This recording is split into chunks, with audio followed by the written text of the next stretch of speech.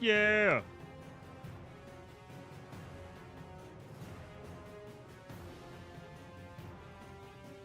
All right. All right. All right. All right. Lock in.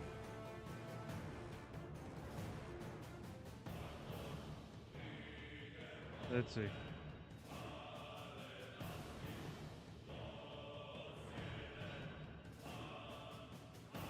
Refresh this.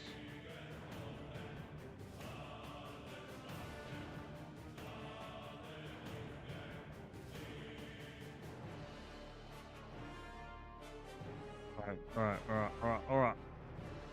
So make sure we got this going right here.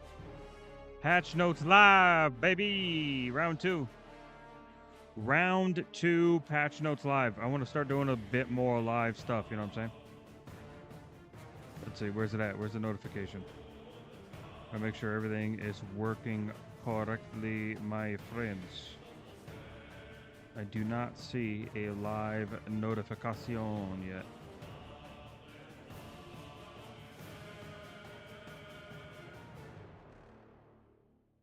Patch Notes Live. There it is.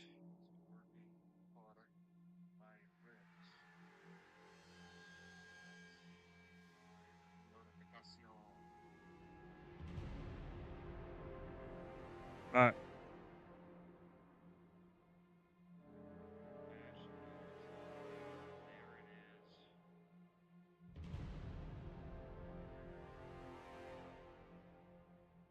How do I do the, hold on.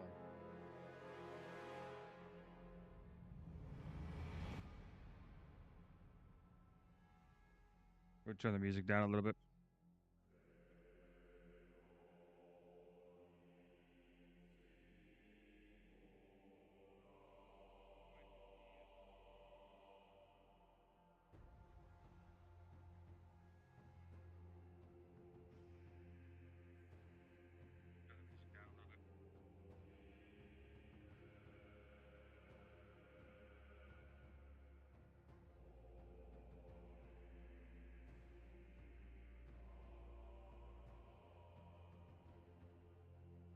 Everybody hear me?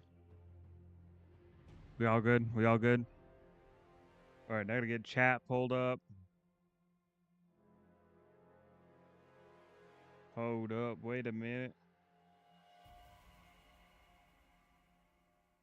Wait, where'd my tab go? Make a new tab. We all good? We all good? All right, now I gotta get chat pulled up. It is kind of quiet, huh? Wait a minute.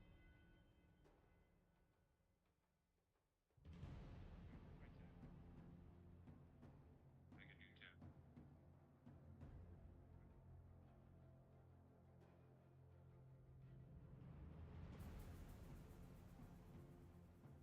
It's kind of quiet, huh?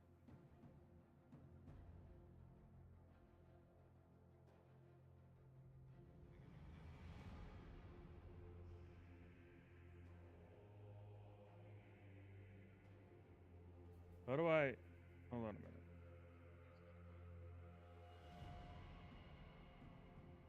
Well, I wanna pop up chat.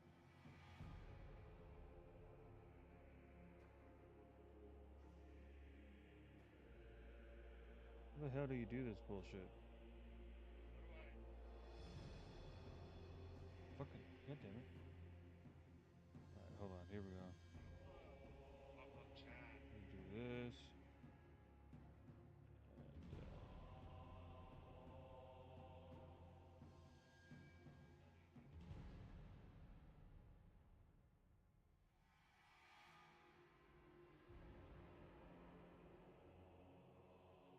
yeah, but this isn't connected to my current stream though.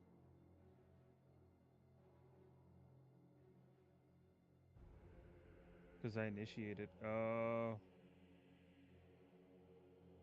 that makes sense. But how the fuck? Bro, I don't know how streaming works on YouTube, bro.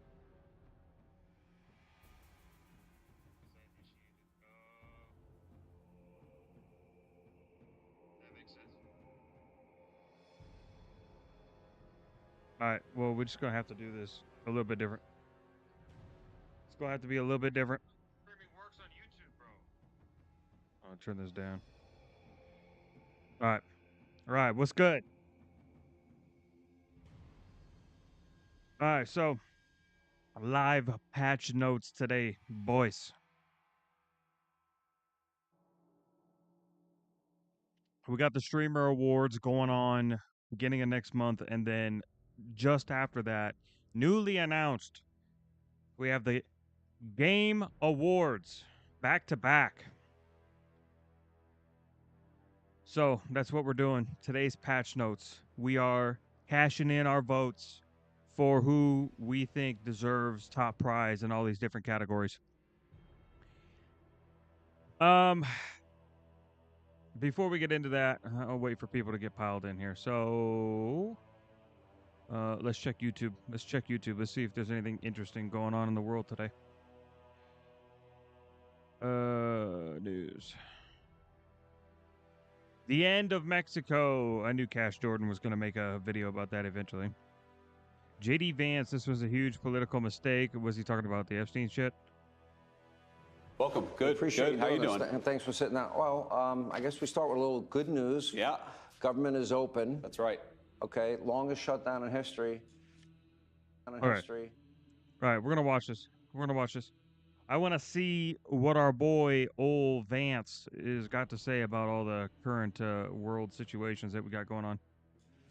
Can you tell me what the point of all that was? I wish that I knew, Sean, because here's what the Democrats actually accomplished. They caused a lot of stress for our troops. They made our air traffic controllers not get paid. They caused a lot of flight cancellations. They had a lot of people thinking they weren't going to get their food benefits, all for literally nothing, Sean, because we could have struck this exact deal 45 days ago. In fact, we met with Hakeem Jeffries and Chuck Schumer and said, we will pass this exact deal. They said no. They put the American people through a ton of pain and suffering for nothing. And we knew this was going to happen, Sean. We knew the President of the United States said every single day, eventually, the Democrats are going to realize this is an absurd position. We've got to reopen the government. And that's what they did. As bad as it was getting, I'm trying to comprehend the thinking behind this. Except for 8 Democrats in the Senate and 6 in the House, they wanted it to continue. And there's real palpable anger that I still think it's a farce that you can even do this, to be honest. I really don't believe in shutting down the government. I think it's just a way, it's like a leverage point that they can use to try to blackmail the other party into capitulating in a way that is unhealthy, mainly for the American people in general.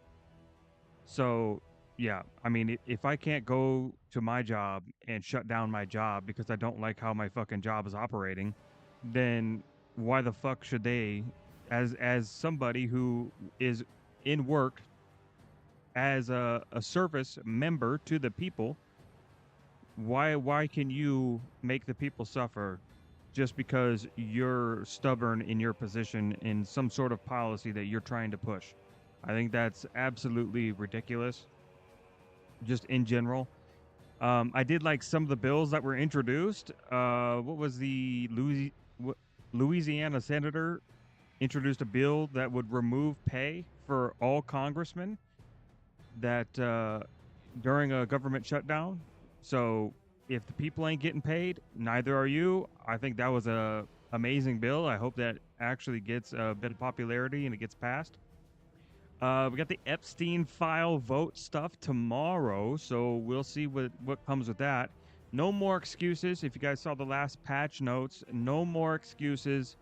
Trump finally caved. He put out a mandate to all the Republicans and signed off on it himself to get this thing passed, to get it out there. And so long as nobody roaches out tomorrow, which, I mean, let's be honest, my hopes are not high. But if somehow it does, then it comes down to the DOJ to fucking do their goddamn job. So I guess we'll just have to wait and see what comes of that. Moving forward, yeah, I really do think that there needs to be an entire restructure to the whole government shutdown system. Yeah, there's no reason that you should be able to hold people's livelihoods as a leverage point. I think that's absolutely ridiculous. Didn't continue.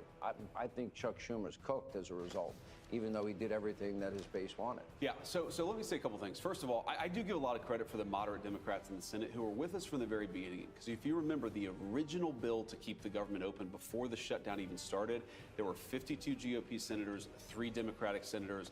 They recognized where this was going. They recognized what was in the best interest of the country. But I think, Sean, there are so many far left people who run the Democratic Party in Washington, D.C., they just want to burn it down. They don't care if the troops don't get paid. They don't care if you cause billions of dollars in lost productivity. They don't care if you shut down the airline industry, which they were very close to doing. They just want to get Trump. And they don't care if they have to burn the entire country down in order to get Trump. That's what they want to do. And I think that it shows how stupid that approach is politically, because normally you would expect the president. I do think that I think that Vance does miss out on some sort of more like nuanced points just because he looks at things from a certain perspective. But I do think, generally speaking, he's pretty good at finding the ulterior motive to a certain agenda that an individual is trying to reach and why they're trying to reach it. I think that's one of the things that impress me about JD Vance, and I think it impresses a lot of people. I think because I don't know if you guys are like me, but I had no idea who the fuck JD Vance was until he became the VP. I had no idea. Never heard of him, never even knew his name. And yeah, so I would the more I hear the guy, the more I mean everybody sees the memes on X. I mean, it's like come on, bro. Like, what are we talking about? Like, it's a matter of time. It really is. It's a matter of time before he gets his chance at office, I think. The United States to get blamed for a shutdown.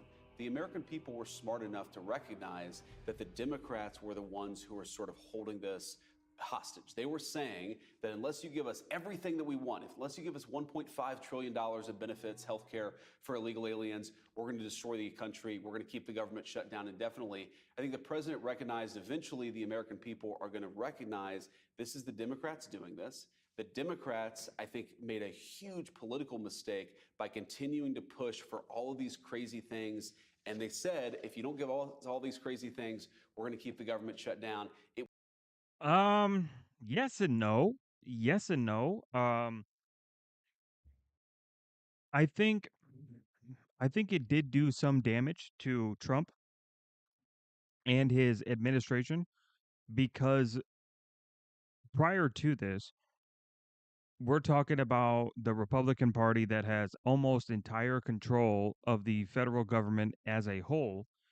We're talking majorities in everything. And on one hand, people kind of knew, okay, so like there's obviously, he's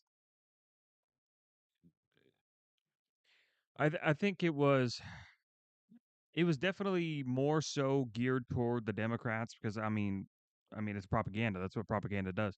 So I think that people are going to cast blame on the Democrats way more, but there was definitely a resentment towards Republicans for not just getting rid of these guys and going through with whatever they wanted to do anyway.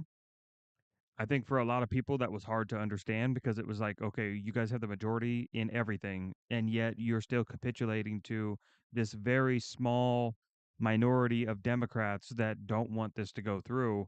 Just fucking get rid of them or something, right? People were definitely upset when it came to that. And I saw the online sentiment growing a bit more and more, where people just they weren't happy with the fact that the Republicans didn't just steamroll them and just do what they wanted to do. So I don't know. Was politically stupid, but you're right. I don't understand the psychology of a Democrat who says, we'd like to burn the country down in order to get Donald Trump. But unfortunately, it just drives home that's what their party is about. That was the thing, 1.5 trillion, hundreds of billions of dollars for healthcare for illegals, DEI programs abroad, NPR, PBS to fund them once again. And I'm like, that's the hill you want to die on? During the process, at any point, did any Democrat, any leader, did you have conversations with them, say, work this out with me? Did that happen behind the scenes that nobody knows about? Oh, of course. Privately, we were having conversations all the time. And frankly, privately, the Democrats would recognize the position of their far left was crazy. But they all feel a little bit like they're being held hostage by their far left. You said it very well. Well, I think that tends to happen with anybody. If you throw in with radical people with radical points of view, then eventually it is going to be to your detriment that they are a part of your party in any way. And you can clip this and mark it down in the history books because it's going to happen to the Republicans as well.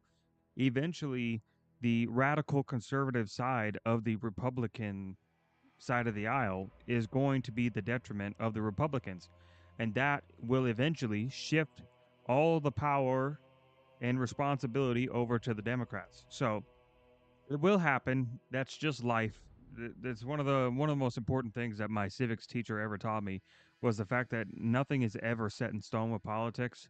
So, I always look at this stuff like very like face value, like just looking at my watch, like, okay, they're saying this now, but give it a couple of years, Chuck Schumer, this probably ended his career, and he was the person who was fighting more than anybody to keep the government shut down. So the far left, they're never going to be satisfied unless the Democrats are willing to burn down the entire There country. were quite a few that Luckily, roached out there on were a Chuck few moderate after this. Democrats who allowed reason to prevail. We have to step back, Mainly Sean, online, and remember though. how crazy the demands were.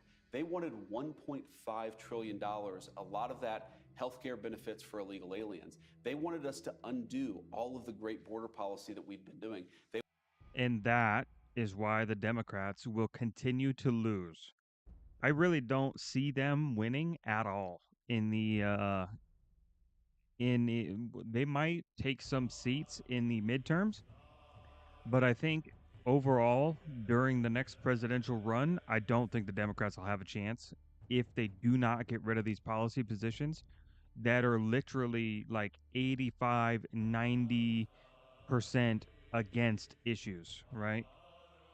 You have to go with the people. You have to, right? You maybe have like one out there position, right?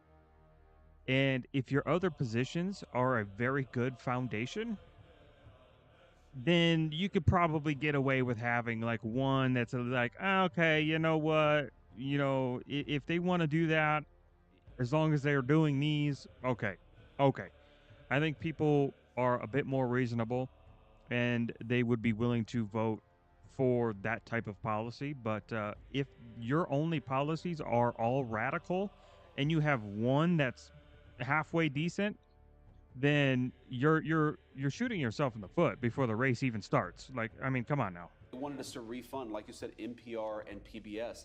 They were basically saying that we want the far left's priorities to dominate in the Trump administration, and unless that happens, we're going to set the entire country on fire. A really disgraceful moment for the far left of the Democrats, and frankly, a very revealing moment for the American people, because what were they asking, Sean?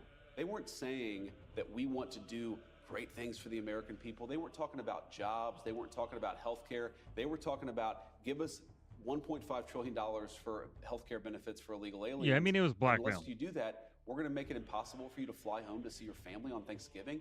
It's just craziness that was ever their position, but it was. Will we get it back up and running fast? It's going to take a little bit of time to get everything fully up and running. They actually brought the bill over to my house last night around 9 o'clock to sign it because as the president of the Senate, I had to sign it for the Senate. Mike Johnson signed it for the House. And then, of course, the president of the United States had to sign it into law. Uber eating bills from Congress? Right. Is that... Basically, I mean, the Senate parliamentarian was driving around in an Uber going from place to place to get this thing signed. But I had this conversation with the president yesterday afternoon. I said, assuming the House is able to get this done, do you want to sign this tomorrow morning? He said, no, I want to sign it tonight because the only way to get the people's government turned back on as quickly as possible was to sign the bill as quickly as possible. But, it goes to show the entire time, the president, the entire administration, we were focused on getting the government turned back on, getting critical services actually funded so the government can function for the American people. The Democrats were focused on, we want to take you hostage. We want to make it hard for you to get home to see your family on Thanksgiving so that we can give your health care benefits to illegal aliens. What an incredible juxtaposition of priorities. We care about Americans, they care about illegal aliens. Well, I think that's why that they got so flamed for this so quickly, I think. Because I honestly think that if the sentiment wasn't as bad, because like people are already struggling to get home, right? Gas is still more expensive in most places, right? Um, people's basic income has not increased at all in like the past fucking decade or more, which is absolutely horrendous considering everything has gone up 200, 300, 400% in price. And even if you brought it back down, it's still not going to fully fix everything. It's just going to make things a little bit easier temporarily. But you do have to bring the wages up. You have to bring the wages up. And you have to reopen the market by getting rid of these corporations that are subsidizing and using all of these loopholes to have essentially real estate control over most places that could make agreeable, what would you call it? Agreeable borrowing decisions for your average everyday fucking family that simply wants to have that American dream. That's been true for years. They made it super. And can we talk about, hold on. You know what? I don't want to get too off track. I'll talk about it at the end of the video. We'll talk about it at the end of the Super video. clear with this government shutdown fight. Let's talk about, obviously, the Yeah, economy's I don't always need front and another center fucking for most 3-hour America. patch notes of me ranting on I nothing. would argue that foundationally, everything's set. Trillions in dollars of committed monies for manufacturing, largest tax cuts in history. It took quite a while, over a year and a half, for the Reagan tax cuts to kick in. That's right. Ended up with 21 million new jobs, longest period peacetime economic growth. President Trump now has given us the largest tax cut in history. No tax, tips, Social Security, overtime. Then you add the energy component. So for people now that maybe are still suffering from the Biden-Harris economic hangover, when do we really see the engine of the economy start to take off? Well, some of it's already started, Sean, but some of it is going to take a long time because we inherited a disaster. We inherited the highest peacetime debt and deficits in the history of the United States of America. So this I'm always going to take at face value because they always, every single time it switches, they say, oh, America's been in the worst state it's ever been in. Every single time power changes hands, they have the same exact response, right? And for some people, they'll see it and they'll be like, I agree, because they can't go buy a fucking carton of eggs from the grocery store, right? And in other times, in other people, they're going to see this and be like, what the fuck are you talking about? That's just completely wrong because it doesn't affect them because they're in a different tax bracket, right? So, I don't know. I never really got around this messaging that, oh, it's the most disastrous that America has ever been in or anything like that. It's just kind of like, okay, whatever. Inherited the worst inflation crisis in at least the last 40 years, and I think probably both longer. sides do this, So a by the lot way. of Both Americans, sides. when we took over, they were struggling. They either were underemployed or they didn't have a job altogether. Their wages had been stagnant. And the President of the United States said the most important thing that we have to fix is for people to be able to live a good life. We need a good job. Well, increase the fucking wages. Why do we have companies like McDonald's who are literally oversaturated with employment applications and have hit market caps years ago? We're talking an international company here. And you mean to tell me that they cannot afford to pay people an extra $5 on top of their wage? Get the fuck out of here. Get the fuck out of here. Especially let's talk about fucking trade work. Let's talk about your trades, your plumbers, your electricians, your even down to your fucking janitors, right? Because even your janitors probably are former tradesmen who are just looking for something that is still decently paying, but that's not going to absolutely destroy their body, right? None of these people are getting paid nearly enough. Nearly enough. From your janitor to your master electrician to the fucking person paving the goddamn roads. None of those people are getting paid nearly enough. Honestly, I honestly think, because like I said, these people in general are formalies that worked a harder position, that chose to get an easier position because they need to get more out of their life before their timer runs up, and they end up spending more on medical bills to just keep themselves afloat than they do making money at their fucking job, right? And I've seen this happen over and over and over and over again. Because you can only do that type of work for so long, right? So it's one of those things where it's got to pay a lot right away, so then you can retire and work something easier to better prolong your overall health. I mean, it's obvious, right? So I don't know. I'm not saying that they have to be making like 50 million a year or anything crazy, right? But I'm seeing a lot of these guys, they're making fucking $12 an hour. $12? And they're hauling around fucking asphalt and shit? What the fuck? Working on tar, shit that's fucking absolutely deadly to your lungs. And they'll probably end up with a bunch of medical bills at some point from breathing in fucking different dust and debris. And imagine all the chemicals and shit that you work around when you're fucking, I mean, what are we even talking about? This shit frustrates me because, this is a decision that I made. Like, this is so I had kind of like I don't know what you would even call it. I wouldn't call it an epiphany by any means, but I had a change of heart, right? Because my first priority in life was getting into the health industry, because at that time, that's where all the money was. You only made money on a decent level without going to school for fucking 15 goddamn years through the medical industry at a lower level, right?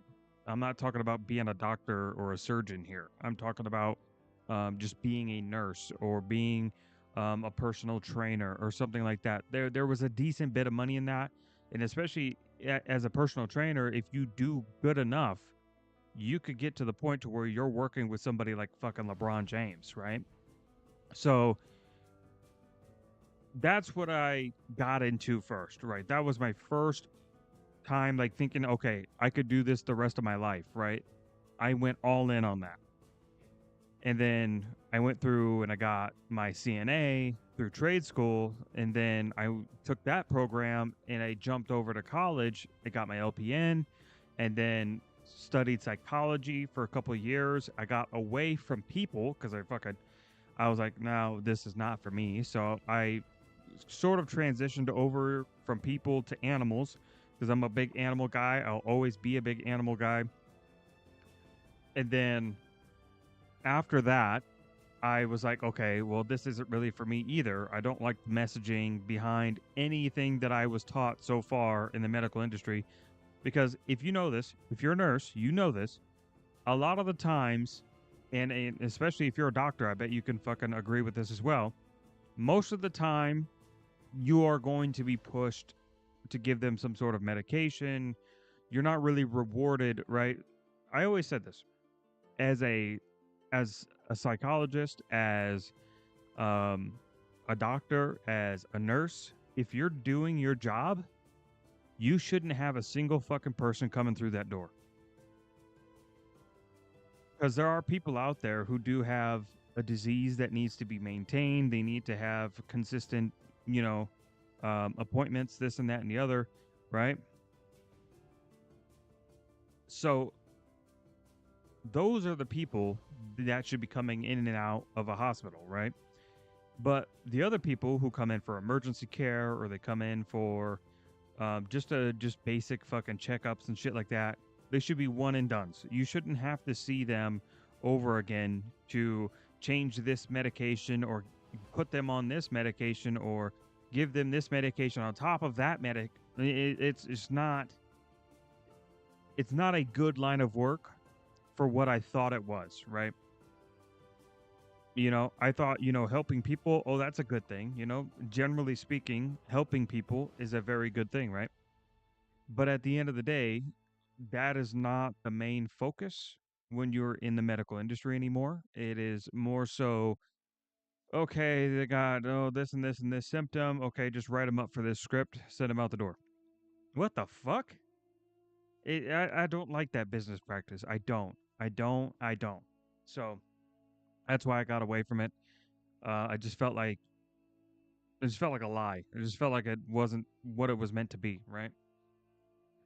And it was sort of the same thing when it came to dealing with animals, right? And in some cases, it's the correct move. But I see some of these people who are just so willing to dope up their dog, to dope up their cat, to dope up their horse, whatever it is, and it breaks my heart a little bit because it's just like you're just not even giving them a fighting chance. You're giving them a bunch of things that is not naturally supposed to be in their body, and yeah, maybe it cures the symptom, but it never cures the problem. Never. Almost never. Because the problem could be something as simple as a deficiency. Like maybe their body is just genetically just not quite there, so they have a deficiency in this thing, and if you fix that, then it completes the cycle, so then their body will simply maintain itself, right? But they never look for that solution. They never look for that solution. They only write the script. And that script kills you. It kills you just as much as the goddamn disease. It's so fucked up. Or the disorder or whatever it is that they wrote the script for you for. The illness, right? What the fuck? So that's why I got away from it. So then after that, I was like, okay, well, what can I do that is overall beneficial for me to know that would give me good life skills, right? Because that's always been something that's important to me. Like, how can I practically use this? Because everybody knows, if you've tried to learn a language, for example, if you do not continue to use that language, you'll forget that language because you're just not using it. It's knowledge. I mean, the same thing with stuff that you learned in school. You probably forgot a lot of that too because you don't use it every day, right? So the next thing I looked at was, okay, trades. It would be good to know how to plumb. It would be good to know how to do electrical. It would be good to know how to do carpentry. It would be good to know how to do metalworking, right? So that's what I did. I started jumping into the different trades, and once I got fairly proficient in that, then that's when I transitioned to learning under different like job programs and stuff like that. So you get certified through them, and then you can jump on to something else. So like, I'm not certified in everything, okay? The only thing that I know to a very, very good degree is plumbing. Everything else I just learned from somebody who knew how to do it, right? So for example, I worked for the housing program, right? And the person who was my boss was a master electrician. So they taught me everything that I know. Everything. And it's that type of thing. And I could go and probably get certified for it and then try to get like a journeyman or something like that, but it's just not something I'm interested in. I want the skill set. I don't want the badges to hang up on my wall, right? I don't need the degrees to put behind me so I can talk about how much better I am than everyone else. Right? I just want to know these skills. So then when it comes down to, hopefully, I get to own a home in sometime in my life. If there's a short, if there is a ground that's having an issue, if there's just something as simple as, oh, we need to put a new fixture here because this one's kind of ugly, right? I can do that. I have the skill set to do that, right? Right, got to put a new sink in. Ah, no big deal. You know, I'll get the countertop fit in there, and then I'll get the freaking part of it cut out for the base of the sink, and then freaking run the plumbing down in through the wall. Like it's, time consuming, sure, yeah, but you know how to do it. So I did that for several years, and at the same time, I kind of so to kind of put it all together into a little timeline, COVID happens. When COVID happened, it put me completely out of work, and because I was still in Iowa at this time, and Iowa pretty much completely shut down during COVID, and well, pretty much. But aside from your essential workers, quote unquote, which I was not considered, we all lost jobs. So I kind of free falled a little bit. I went up to North Dakota because I heard they were open, but the job market sucked dick. Mainly because, like, I probably would have gotten into the fucking oil shit, but the oil shit wasn't fucking booming then either because of all the fucking, what is it, the stupid, God damn it, I just lost my fucking train of thought. The, the fucking Tesla bullshit, the fucking, being environmental friendly bullshit. That's what I was looking for. I couldn't think of the word environmental for some reason. That all that fucking environmental fucking pushing to go green bullshit really shut a lot of that down and ruined a lot of people's fucking lives.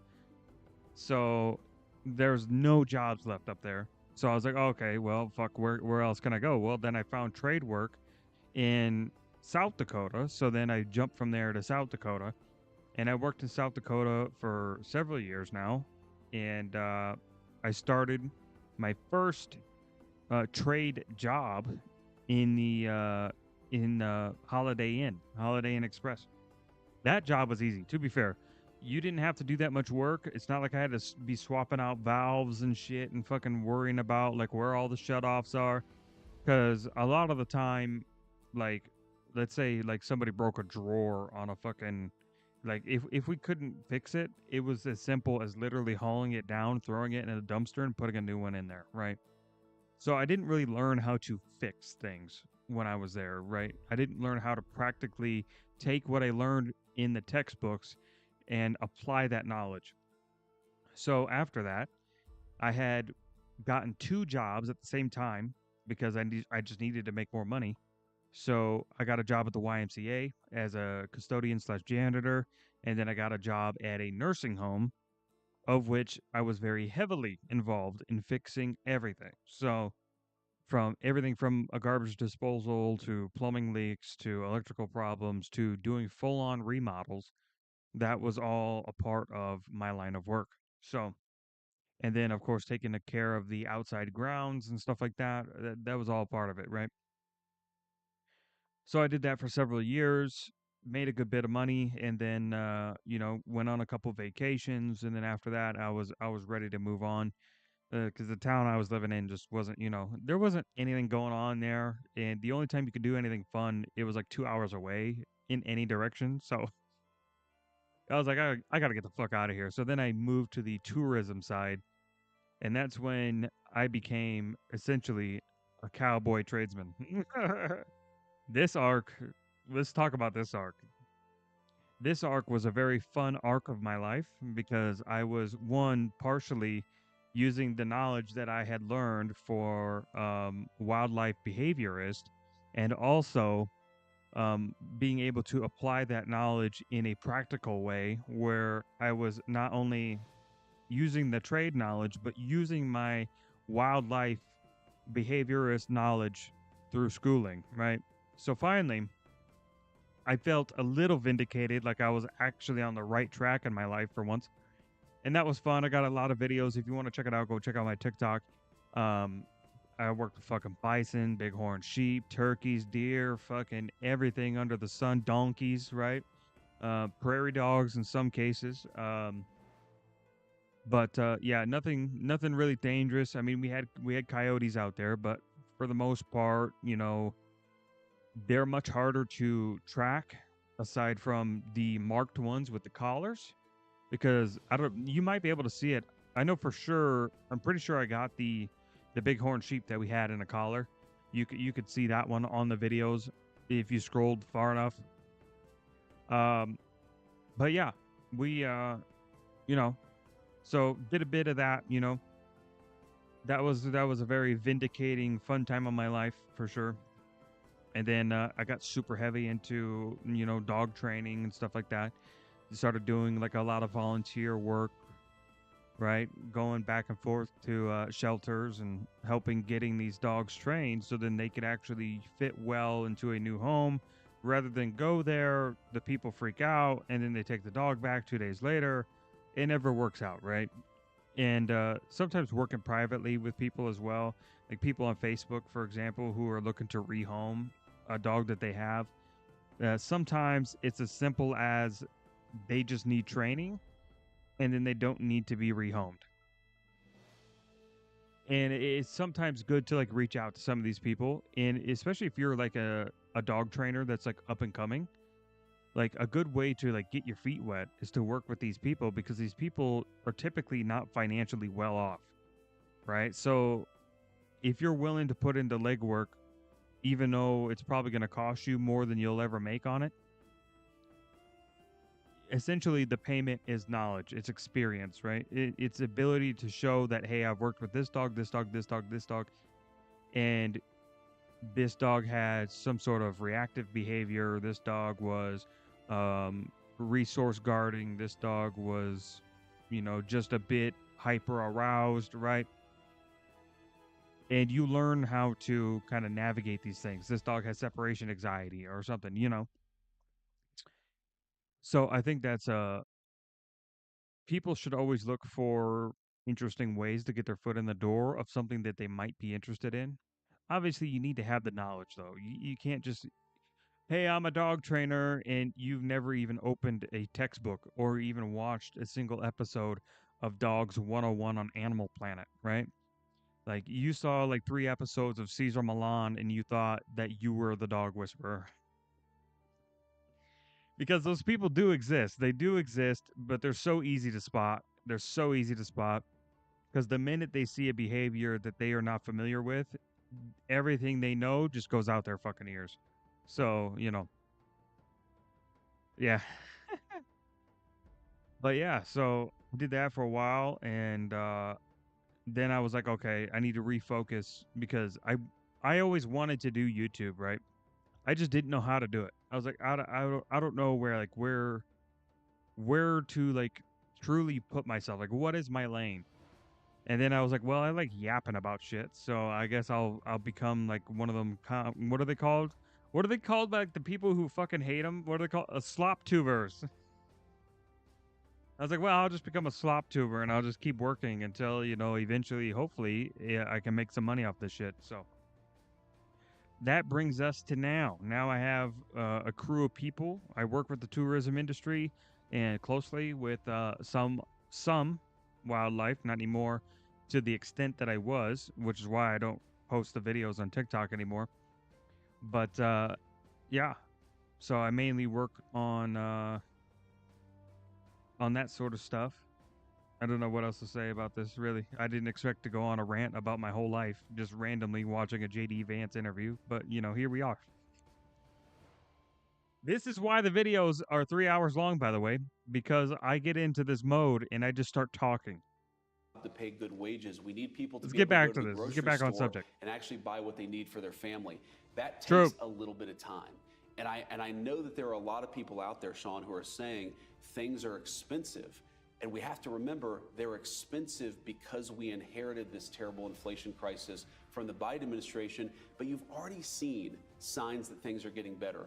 The price of eggs has gone way down. The price of energy has gone way down. The price of gasoline has gone way down. And as we know, when the price of energy goes down, that starts to filter out into the entire economy, but that also takes a little bit of time. There's another component of this, Sean, which to me is maybe the most important because I care so much about our young people being able to afford a good life. A lot of young people are saying housing is way too expensive. Why is that? Because we flooded the country with 30 million illegal immigrants who were taking houses that ought by right go to American citizens. And at the same time, we weren't building enough new houses to begin with, even for the population that we had. So what we're doing is trying to make it easier to build houses, trying to make it easier to build factories and things like that so that people have good jobs. We're also getting all of those illegal aliens out of our country, and you're already seeing it start to pay some dividends. Let me give you a very clear statistical example. Under the Biden administration, the price of a new home literally doubled in 4 years. It went up 100%. Under the Trump administration, Yeah, this shit was crazy. housing and rent prices are up about 1% to 2%. That's actually in line with what you would like to see. So again, we inherited a disaster. We're very mindful of the fact that there. Yeah, people aren't gonna like that though. I mean, listen to what you just said, right? They haven't come down. They gone up 2% more. Like, people are not gonna want to hear that. That's a terrible thing to say. Who fucking wrote this guy's PR for this interview?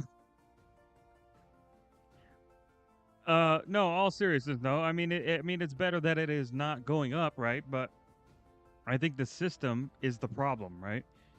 So for all these housing materials, granted, I do think illegals play a role in this, but for all these housing materials, most of these materials, they're sourced from outside of the country.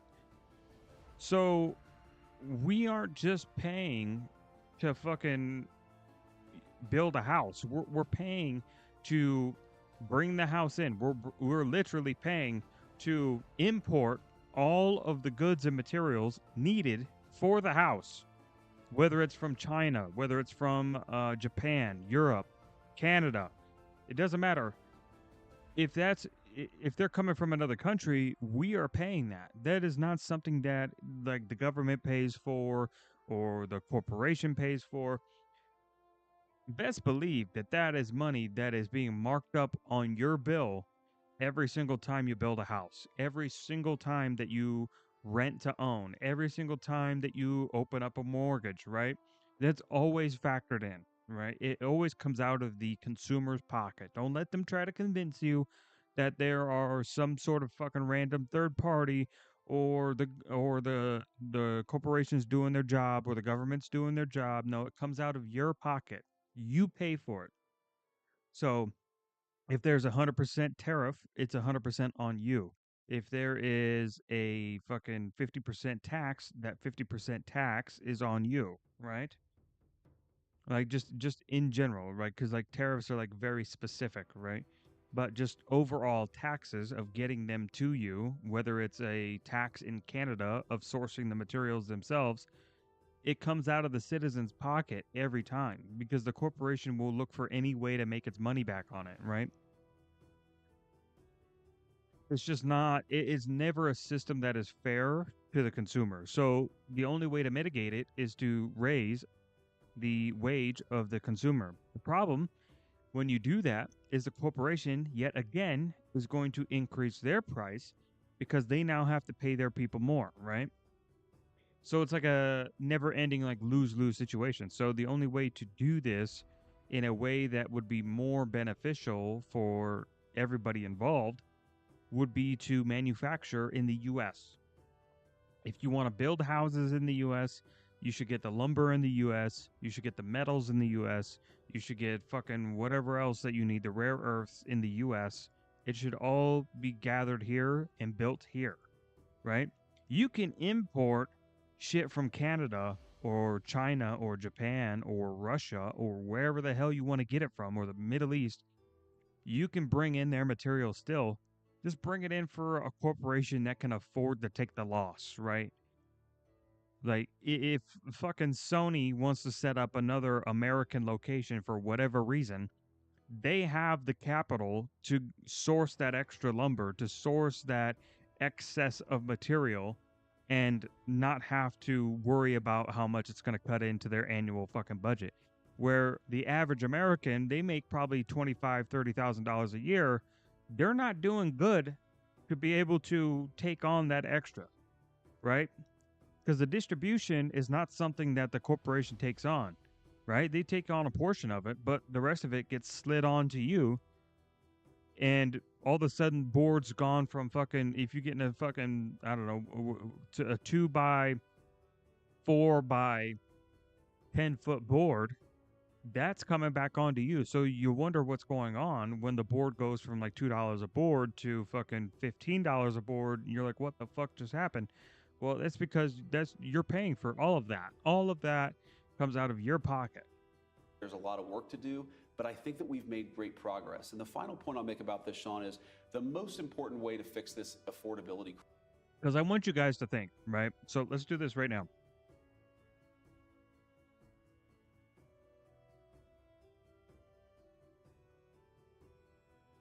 We're going to do a little thought experiment with you guys, right? So, the house.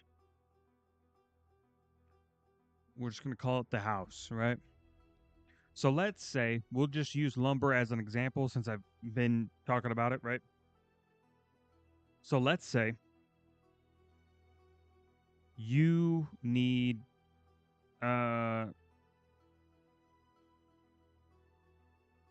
let's say 10 bundles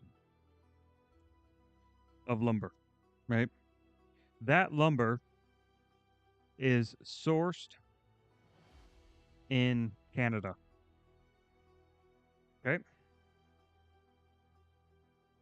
So already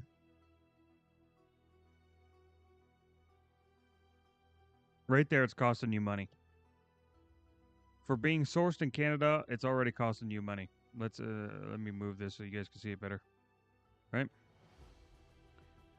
After it is sourced in Canada, it needs to be imported. Actually, it needs to be distributed.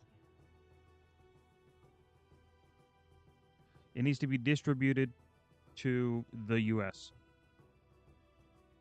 Right? This also costs you money. And then it's going to go through it's going to go through the whatchamacallit, the import process, right? Whatever the fuck that shit's called. All right? They got to import it. So this is also costing you money. So we're going to move that up. Get right here again. Right there. Okay. Let's make that just a little bit bigger. Okay. So it has to get imported. That's costing you money, right? Once it gets here, it is going to, if it's just solid lumber and it hasn't been, so we're going to put manufacturing. Most of the time it's manufactured in that country and then sent over, but in some odd cases, it can be just sent over as is, like a raw material, and then manufactured in the US. So, yeah, so we're just going to put manufactured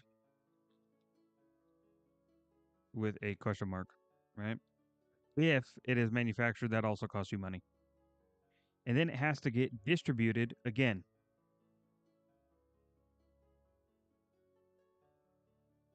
So this is your Lowe's, your Home Depot, your Amazon, right? All of these places, your Walmart, all of these places, any of them that ship lumber or anything like that, Menards, any of these places that have lumber, it has to get there somehow. Right? That's all stuff that comes out of your pocket, right? In one way or another, it always comes out of your pocket. And I didn't even think about this, but like right here, let's put that tariffs. Tariff/tax. If there is a tariff or tax on this specific good, that is also costing you money. Whether you like it or not, that also comes out of your pocket, right? So after it's distributed, then you buy it, right? This is your buying price. Buying price.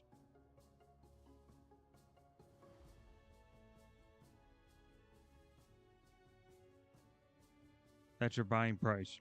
And after you've bought it, it's going to cost you even more money for assembly,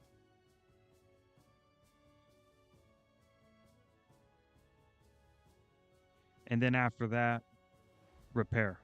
Because over the years, it's going to wither and it's going to break, and you're going to need to repair it. So this is all the cycle for just the wood in your house, right? So let's assume the board starts at 50 cents, right? And then each one of these lines is $1, right? That board is now $1.50, right?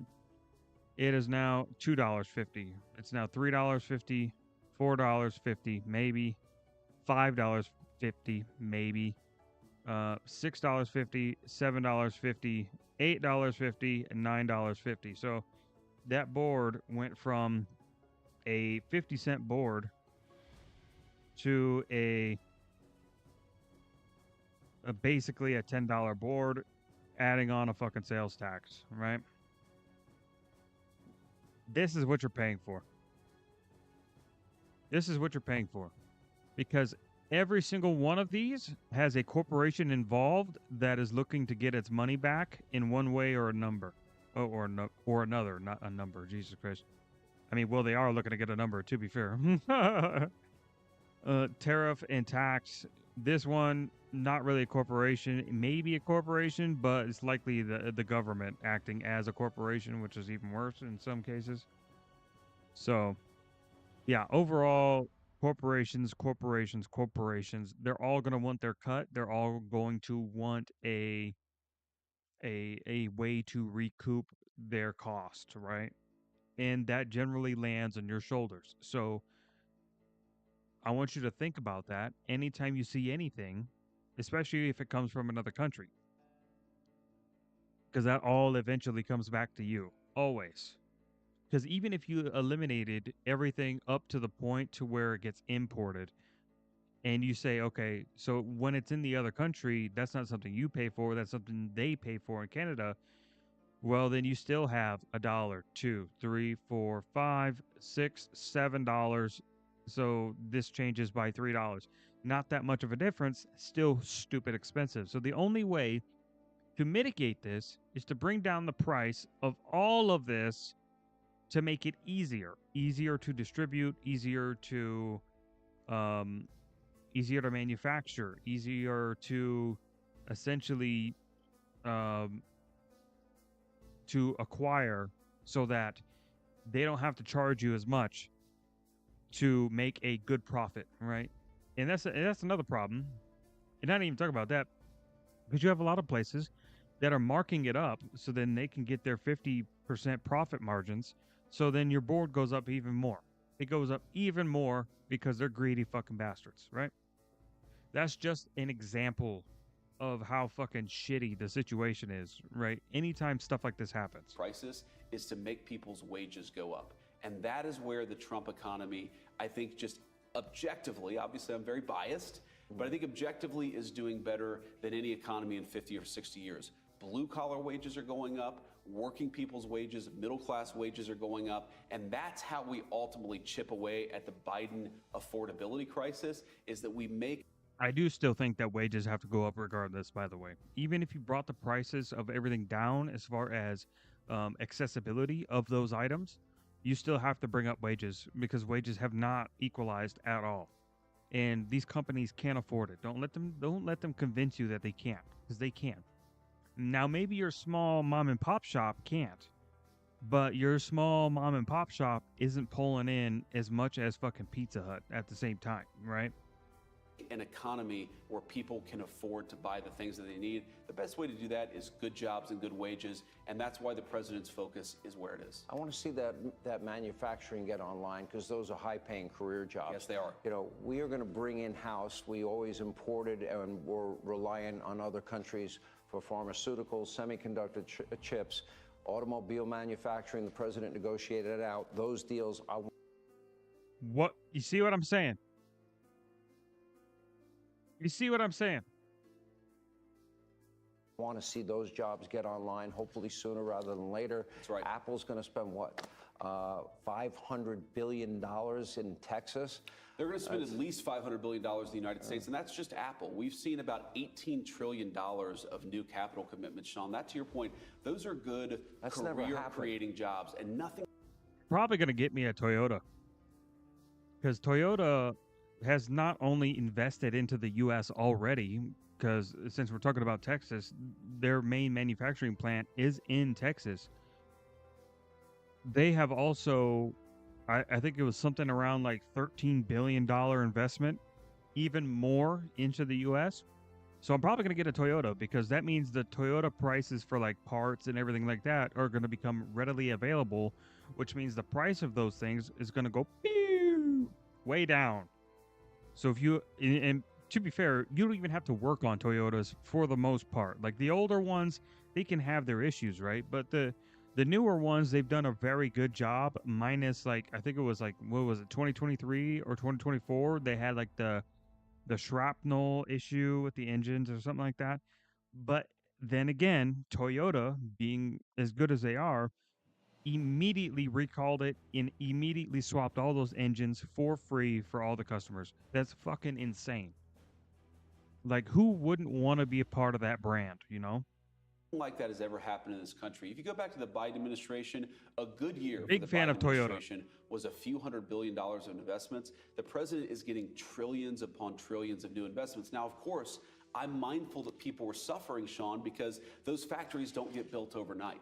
These things actually take a little bit of time. Yeah. But here's what's different from the Trump administration, the Biden administration. The president is focused now on getting people good jobs, getting people higher wages, and bringing down the cost of goods. We inherited a disaster. We've chipped away at a lot of that problem in 10 months, but that's why you've got 4-year terms, because we're gonna do a lot over the next 3 years, 3 months to make sure that more people can afford a good life, they can afford to buy homes, young people can afford to start families, and we've actually got good jobs that put people on a career trajectory to stability.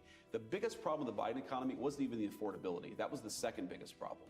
The biggest problem with the Biden economy is that people had the kind of jobs where they couldn't build a career out of it. They'd make $14, $15 an hour with no promise of ever being able to make more. That is not how you build a middle-class American dream. That's how you build debt servants. And that's what the American people are becoming under Joe Biden. I think that's a fair assessment. I do think there is a degree of that happens. I mean, how many of you have gotten like passed up for a possible management position because there was somebody above you who didn't really like you, and they did anything that they could to disenfranchise your abilities so that you wouldn't get that position? I mean, it's happened so much, and it happens a lot, especially in like a corporate environment. Oh boy. You want to talk about fighting for a position? Jesus. Like, those fuckers are snakes. And I'm lucky enough to, like, I've been a part of it, but like I'm not so deep in it that it's like cookie cutter. Like it can get ruthless, man. Like they'll do anything to fucking disenfranchise your position to continue to further their own. That's nuts. It is nuts. And I mean, that's advancement in many positions where somebody doesn't want you to succeed and they would rather succeed themselves. So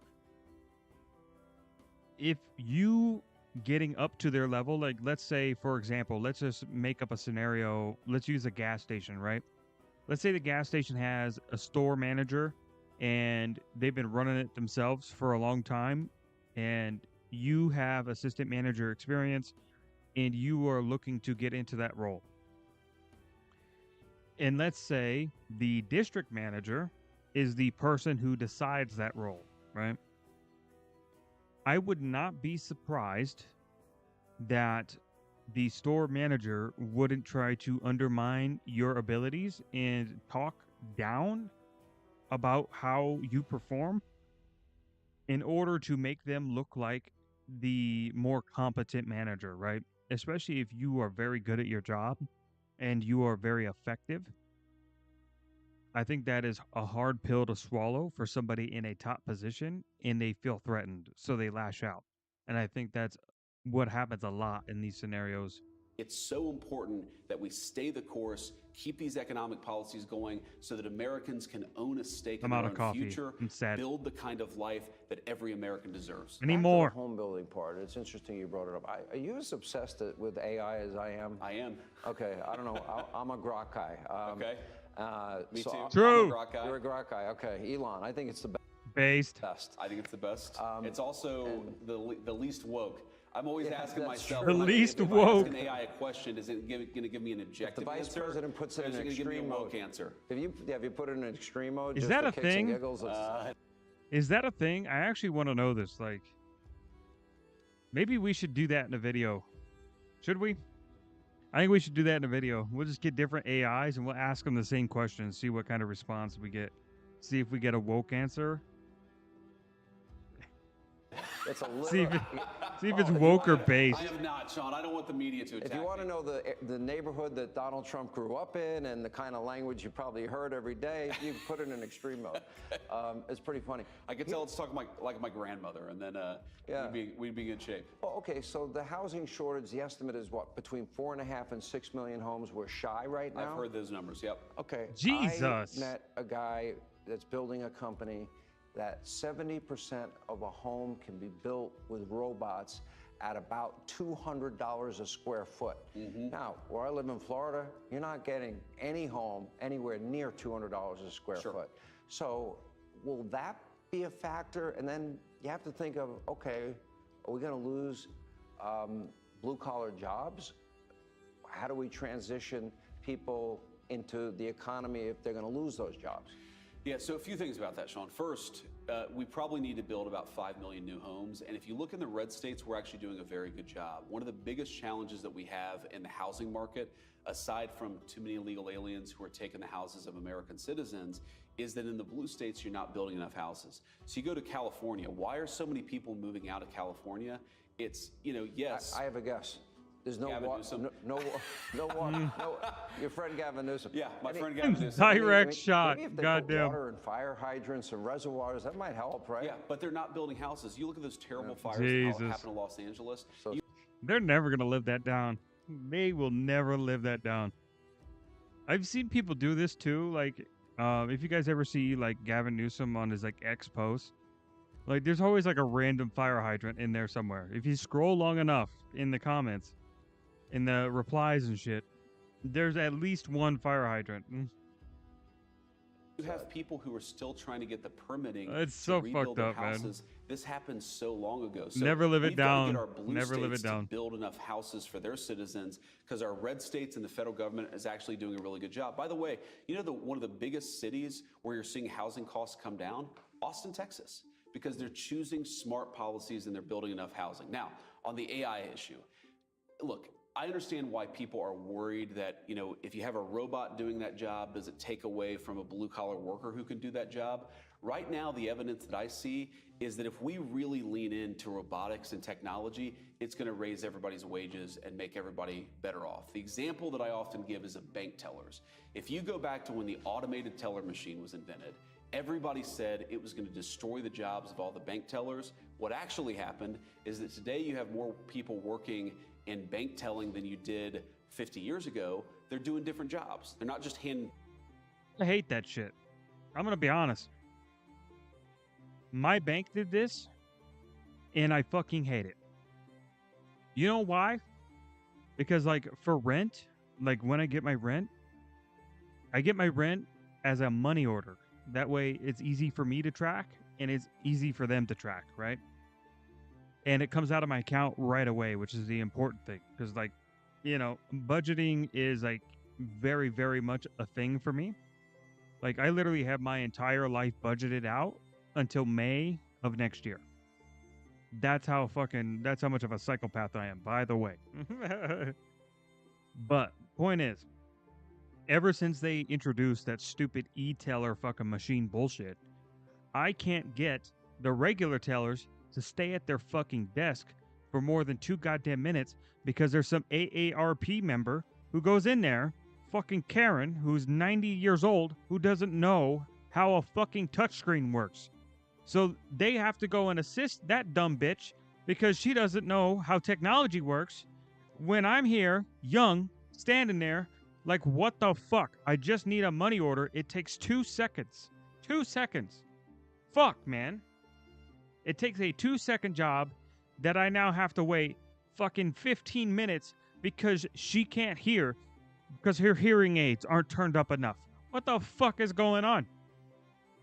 Tell me how that is helpful. Cancel e-bank tellers in 2026. Fucking bullshit. I'm so sick of this shit, man. It's like the fucking DMV, bro. You just gotta wait in line for fucking 3 hours. Grab a ticket. People money. They're doing different jobs, but they have I higher fucking wages. hate those So machines, sometimes bro. what technology does is it allows somebody to do Oh, something a man. little bit different, to use their mind a little bit more than some of the rote tasks they might have been doing, and that actually means they're more productive, they get better wages, and everybody fuck becomes they are. better off. So I don't think that we're Bullshit. going to ever eliminate the construction industry in this country just because you've got robots. What you're going to have is a lot of construction workers who are using those robots, who are directing those robots, who are actually able to do more with less because they're using technology to help them. You're always going to need construction workers in this economy, but I want their wages to go up. And I think if we lean into technology, that's what's going to happen. It's actually amazing because you'll see them, they'll do the framing, they'll put on the siding, they'll do actually a robot will put on the roof. It's kind of crazy. It is crazy. They'll wire the house, they'll put in insulation, they'll put up the wallboard, they'll paint the wallboard, and then the finish work, in comes the craftsman. I'm not so sure that AI is going to be able to do that, at least in the short term, but it wouldn't surprise me. I think that we could get there at some point, but I do think that we are a long ways out. Like, I will be probably long dead. I've seen this sentiment a lot online of people being a bit overly worried about AI. And I see people also, like, I see people who are, I see them pushing this agenda that AI is advancing extremely quickly and there's nothing that we can do, this and that and the other. I don't think that's the case. I don't think that's the case. So I don't know. No, I think a lot of the craftsmanship, a lot of the I do think that we are a long ways away from where AI is fully doing this for us. direction, a lot of the management, you're going to need a human being to do that. Nobody can replace, no robot can replace a great blue-collar construction worker. You know, you see some of the houses, some of the things they do, the trim that they're able to do. There's an art there that I don't think a robot's ever going to be able to replace. But can a robot maybe make it easier for a construction worker to put more nails and more walls over a shorter period of time? Some of the rote things, in other words, you're going to see, I think, robotics help the construction workers. I and could think see that's gonna that. lead to higher They're wages, and it's more also gonna so lead to a more homes tool, for an President would love it asset, if they could rather build than one a big, beautiful ballroom full faster. replacement. If a robot could do it faster, I think he'd hire the robot, because I know that's obviously important. Well, but this is an interesting point, though, Sean, because if you go back to you know, there really are, I think, two different models of how you make people more productive, of how you create economic growth, of how you make people better off. The Democrat model was import low-wage immigrants, and I really do think that hurt the jobs of our construction workers. It hurt the wages of a lot of our blue-collar workers.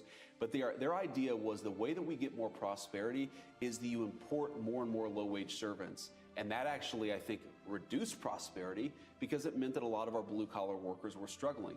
But if you use technology and you empower the blue-collar workers rather than replace them with foreign labor, I think they're going to do way better. They're going to make higher wages, and the whole country is going to be better off. I do agree with this. I do.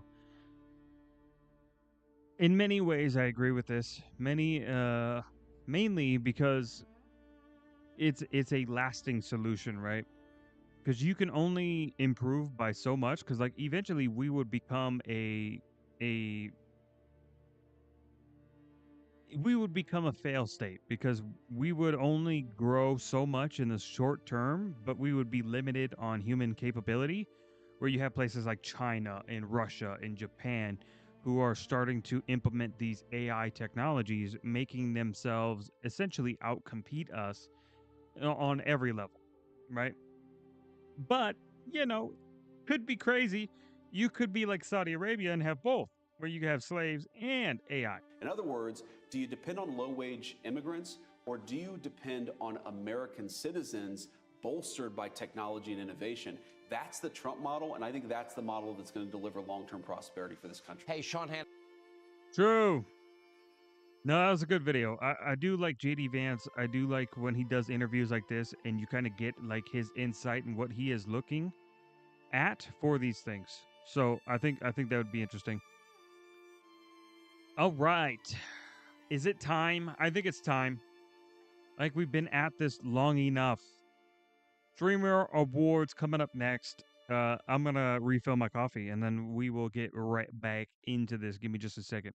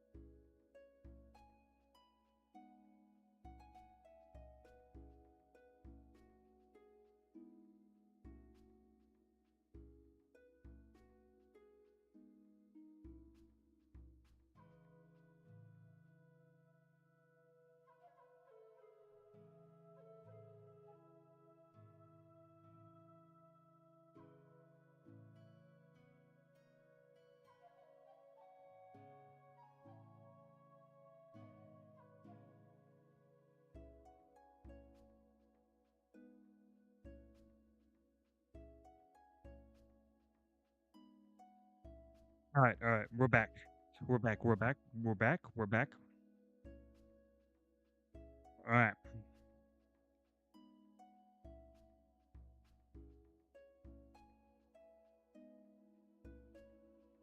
We're gonna readjust the music. We're gonna make the music a little bit louder. We gotta make it louder. We gotta lock in.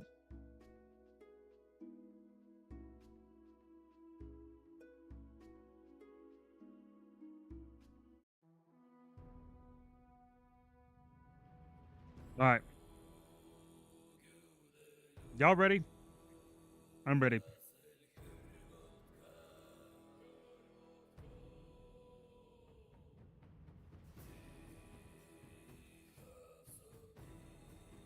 All right. Let me readjust this bad boy real quick.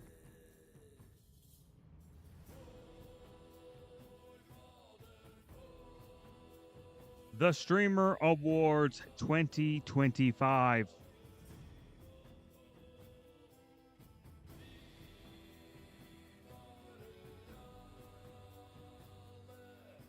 All right.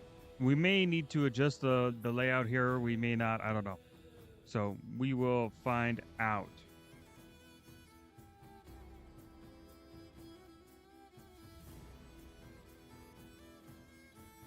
Yes, we do.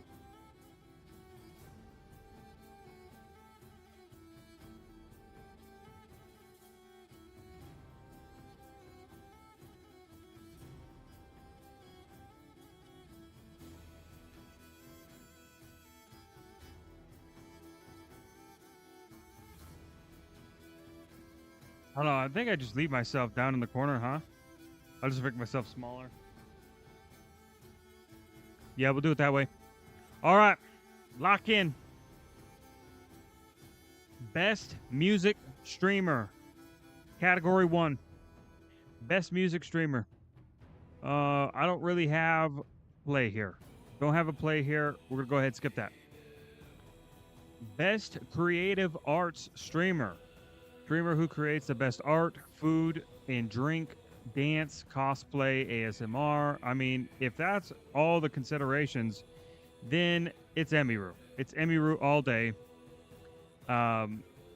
So for full context, I've done this already, right? So I'm just running through it. Best roleplay streamer. Okay. So we did not pick anybody here.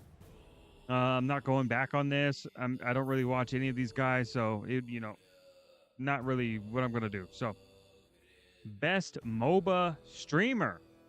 Also, don't watch any of these people. Gamer Subs for the best brand sponsor. Absolutely. Hidden Gem Award. I don't watch any of these people either. So, moving on from that, best battle royale streamer. If I were to pick anybody here, it'd be Ninja, just because I'm not familiar with anybody here. But I don't really watch Ninja either, so that's why I didn't pick anything. Best fighting game streamer, Lily Pichu, Brawl Pro, Eska, I don't know, Sajam, I don't know. I don't watch those guys. Y'all let me know if they're worth watching or not. Best MMORPG streamer. Soda Poppin', Peekaboo, fucking whatever. I don't know. I don't watch these people either. Best speedrun streamer. Blue SR, Pezzy, Lilagy. I don't know any of these people. Best sports streamer. I picked Angry Ginger. Right. I think the guy's fucking hilarious. I guess I don't. Yeah, sure. I don't know anybody else in that list. So best Minecraft streamer. Tubo. I thought they said Turbo.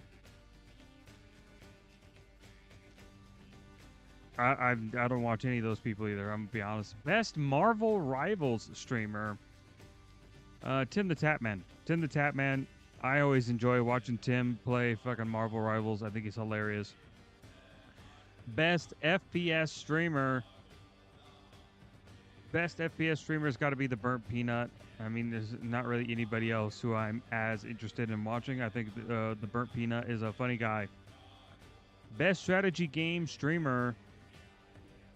I wonder. Actually, hold on. Let's see. What clip do they have for him? I see. Oh, what the hell?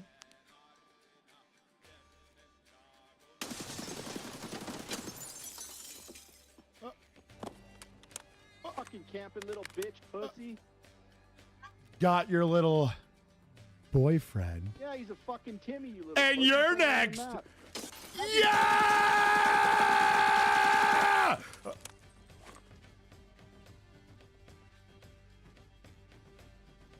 And that's why. That is why. That shit is hilarious. That's so good. The Burnt Peanut all day. All day. Best strategy game streamer. Best strategy game, Jinxie. Jinxie knows how to farm strategy games and be entertaining at the same time. Best reality streamer. The best reality streamer. I don't watch anybody here. Don't watch any of them. Sorry, not sorry. Best IRL streamer. Chloe, IShowSpeed. Yeah, I mean, what are we talking about? What are we talking about? Maybe I would have went for Emily. I don't even know who these two people are, but maybe I would have went for Emily. But I mean, Speed's the guy. I mean, come on. Best vertical live streamer. I didn't watch anybody here. Stream game of the year, Expedition 33. I've watched so many people play Expedition 33 just to see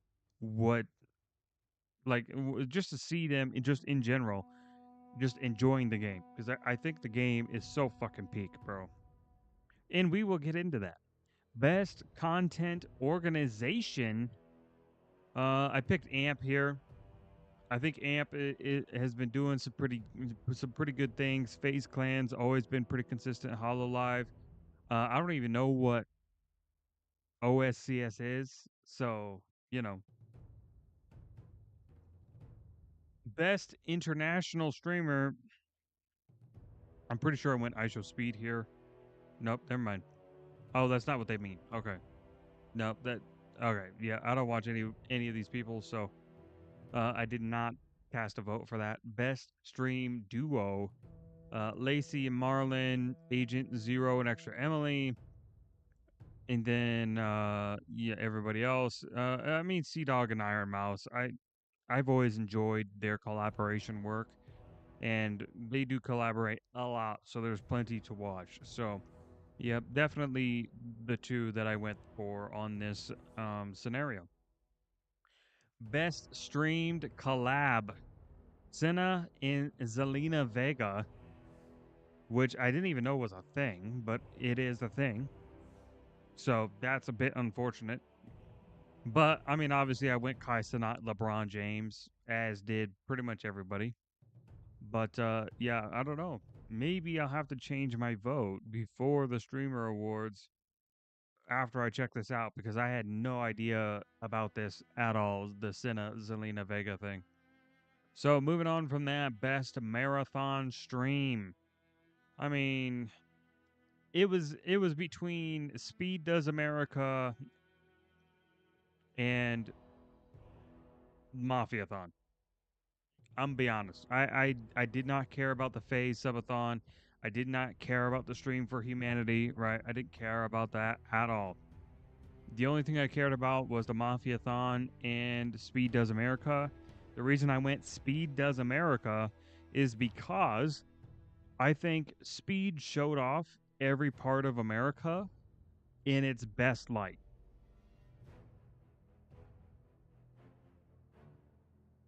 And I kind of wish that I knew that Speed was here, but unfortunately, I didn't know. Otherwise, I would have fucking went to meet him. But unfortunately, you know, so it goes. But yeah, because like Speed was literally at one point a half an hour away from me. At one point, right? Because I travel to work, and I think I was at work when he was at Mount Rushmore. And I was like, fuck. I could have went to Mount Rushmore, bro, and fucking met Speed. But yeah. So Speed Does America is what I chose for that. I think Speed has been doing some phenomenal work. And I'm taking nothing away from Kai. I think Kai's been fucking killing it too. But I think Speed has done a great job showing off like some of the most like missed parts of America that people don't even talk about. Because like you look overseas, right? Overseas, everybody knows the same places. They know L.A. and California. They know New York City, and they know some of them know like Florida or Texas, right? Those are the only places of America that a lot of people overseas know. So I think Speed did a phenomenal job showing off that there is much more to America than the few cities that you probably know from the outside looking in, right?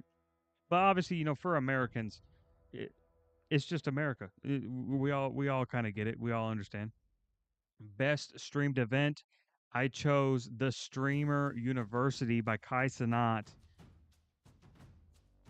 Yeah, I didn't really watch the rest of these. I'm gonna be honest. The only one that I tuned into for any degree was the Streamer University, so I had to give it to Kai on that one.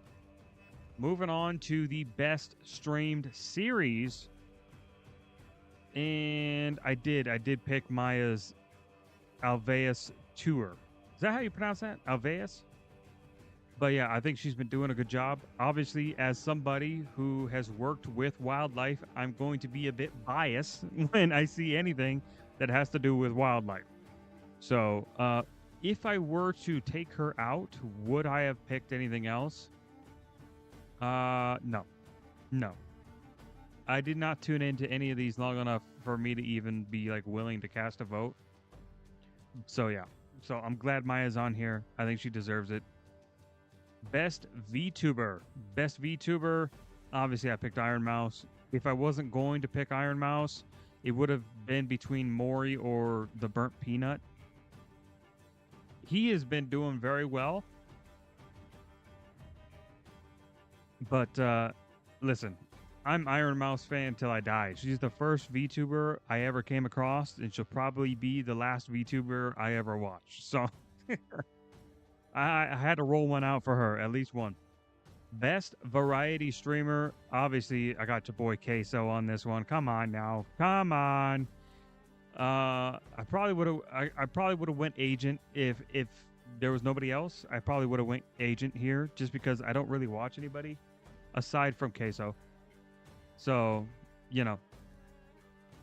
So it goes. Best just chatting streamer. Best just chatting. It was between XQC and Kai Cenat for me. Well, and Jason. But I ended up going Kai. Just out of for the fact that I don't really watch XQC. I think the way that he talks really pisses me off. So I like XQC in clips. I don't like XQC in a long format stream. So yeah, I don't know. Yeah, I just I gotta take it in and then I gotta put it down for a little bit. It's like an Ubisoft game. I just play it for 10 minutes and then I'm like, all right, I'm done with this for like the next 3 years. Rising Star Award. Streamer who began the year under 1,000 average viewers. Oh, well. Oh, Marlon. Yeah, I did have one here. Okay. Marlon. Just simply because I did not watch any of these other people. The only person I've watched is Marlon. To any degree. Best breakout streamer. Yeah. I thought so. I didn't have a single pick in this category. I don't watch anybody here, so you know, so it goes. That's the game. League of Their Own. I picked Maya again. Obviously, the wildlife guy is going to pick the wildlife girl to win in every category I can, just because I like the message. I like the message behind it. I like what she's doing, and I hope that she continues to succeed.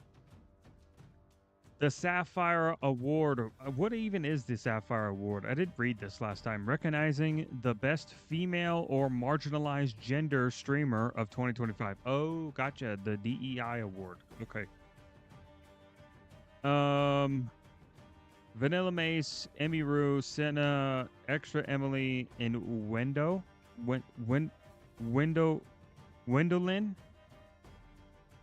Ortiz. Wendolyn Ortiz. Okay. I was like, I don't know where the first name begins and the last name ends. I'm very confused. Okay. We got there though. We got there.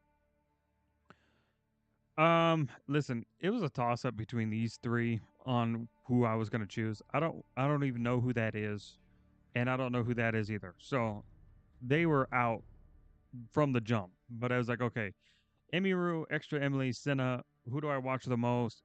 I watched Emmy Rue the most. I probably watched Senna the second most, and then Extra Emily is probably the last person that I watched out of those three. So I chose Emmy Rue. So I think I have Emmy Rue nominated for 2 different things. And Queso, speaking of Gamer of the Year, Queso, I had nominated him. Realistically, it was between the Burnt Peanut and Queso for me. But again, when it comes to something where I'm torn and I don't really know who to pick, I just simply look at like watch time. Like how much watch time have I given each individual? And I've given Queso a lot more watch time. I got my Prime sub on Queso's channel. So, so it goes. That's the game. But Burnt Peanut, all the respect to him. Absolutely killing it. Streamer of the year. Obviously, your boy went IShowSpeed. The stuff that he's been doing internationally, the stuff that he's been doing in America, killing it. Killing it. And I think I would like to see more like prominent people. Like when we talk about soft power, we talk about propaganda. IShowSpeed has been the definition of propaganda. This is America. Don't catch you slipping up. That's crazy. Absolutely killed it, man. So yeah, the collaborations that he's done both domestically and overseas, I can't back it more than I already do. So that is all of my picks and the non-picks for the Streamer Awards on the 6th, which we will be live and we will be tuning in to that for everyone to see. Moving on from that, we are doubling down on the awards. We have the Game Awards. Jeff Keighley put his video out of all the nominees. We're going to go through, we're going to cast our votes. And then, what? Unable to load? What the fuck is this bullshit? We might have to watch the video. I heard the website's been having issues. Vote now. Load. You bastard. There we go. There we go. There we go. All right, start voting. Start voting. I want to start a game of the year, though. How do I... Hold on. All right. Best esports team. I don't pay attention to esports at all, so we're going to skip past that. Content creator of the year. We'll start there. Moist Critical, Sakura Miko, Kai Cenat, Kadrell, and The Burnt Peanut. Interesting. Content creator of the year. Out of everybody here, I got respect for everyone. I got speed at the Streamer Awards. But in the focus of gaming, I got to give it to The Burnt Peanut. He's fucking hilarious. He's too hilarious. Next category, let's do it. What do you mean 404, you piece of shit website? All right. Let's go back to the categories. All right, so we have Content Creator of the Year done. Most anticipated game. All right. This is going to be contentious, right? Most anticipated game. I would have easily told you, and it still probably is, but I would have easily... What the fuck? I would have easily told you Grand Theft Auto 6. I do think that people are starting to get fatigued because of how many times they've delayed the game. Do I think it is going to beat out everything here? 007, nobody's talking about that. Marvel's Wolverine, maybe.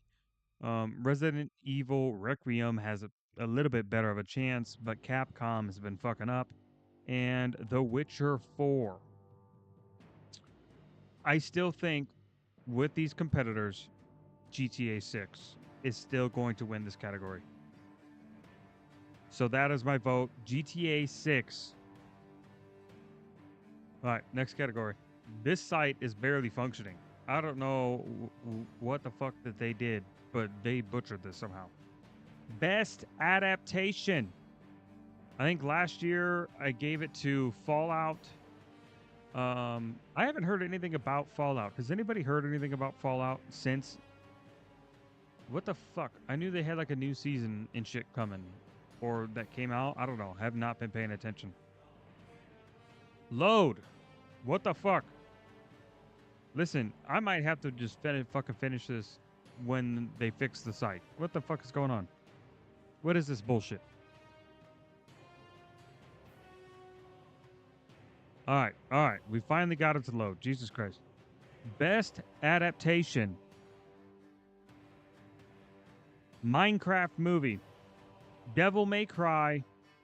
Splinter Cell. The Last of Us Season 2. And Until Dawn. I'm going to be dead ass. The only ones that I even remotely give a fuck about is Splinter Cell and Devil May Cry. I did not care for any of these other ones. Not at all.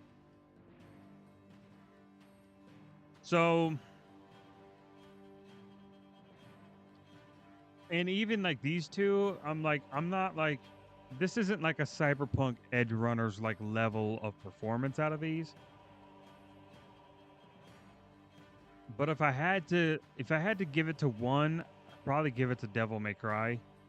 Just in overall concept, but I do think that they all pretty much fall short of like where I want them to deliver.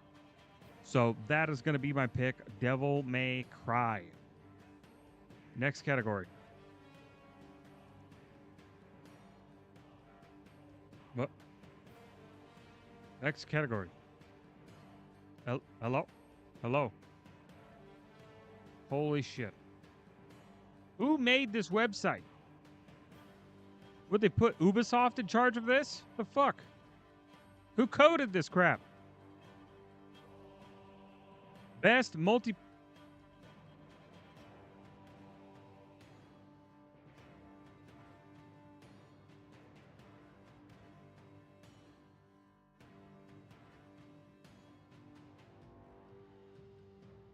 I swear to God, it's like watching the Jake Paul, Mike Tyson fight on Netflix all over again. What the fuck? Why is the site so horrendously bad? Alright. We're shifting. I'm not about to make this a fucking 3-hour video while I wait for everything to buffer every 2 fucking minutes. The Game Awards 20...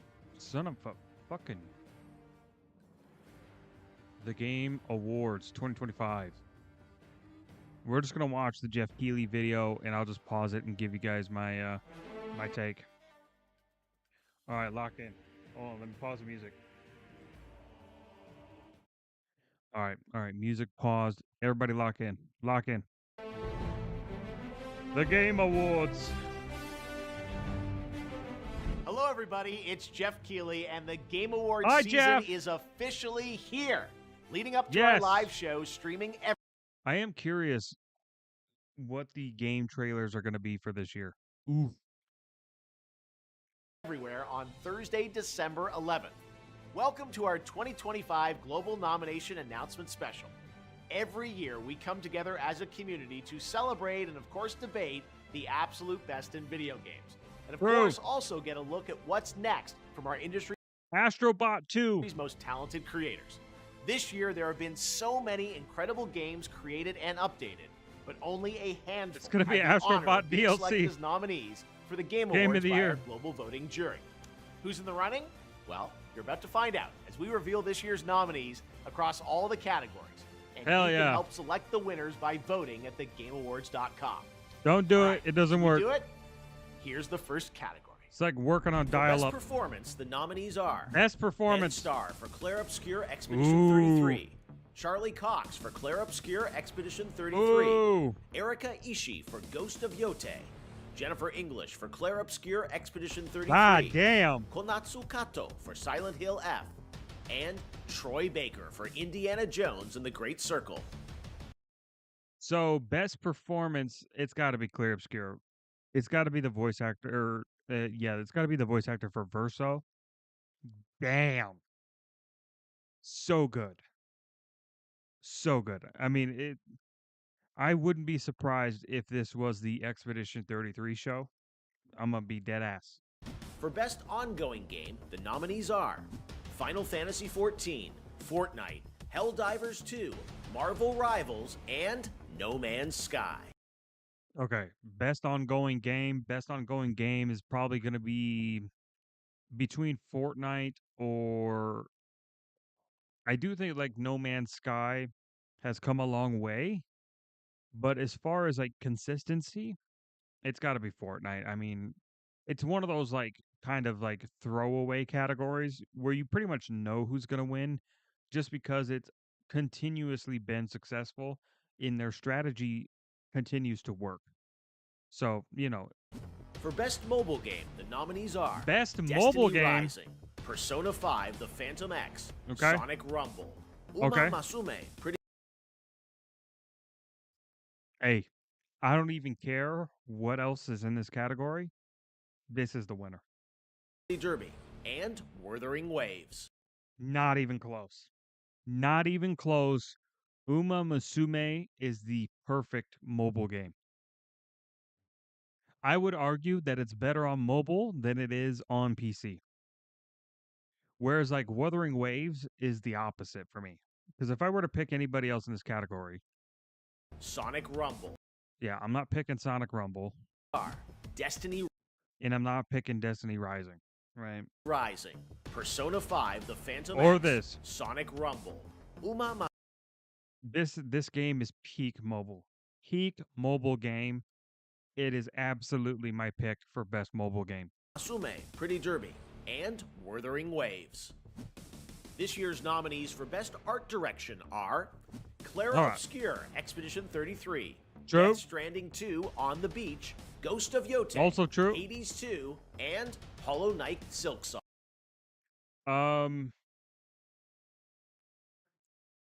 I mean, it really comes down to aesthetics, huh? It's like, what do you like more in your game? Personally, I like the aesthetic of Clair Obscur more than anything else on this list.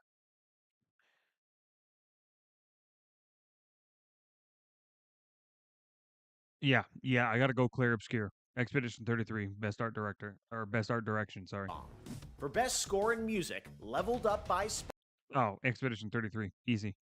You could argue, it's probably on here, because I know like there's that one like song that like Death Stranding had during the was it the reveal trailer or was it like the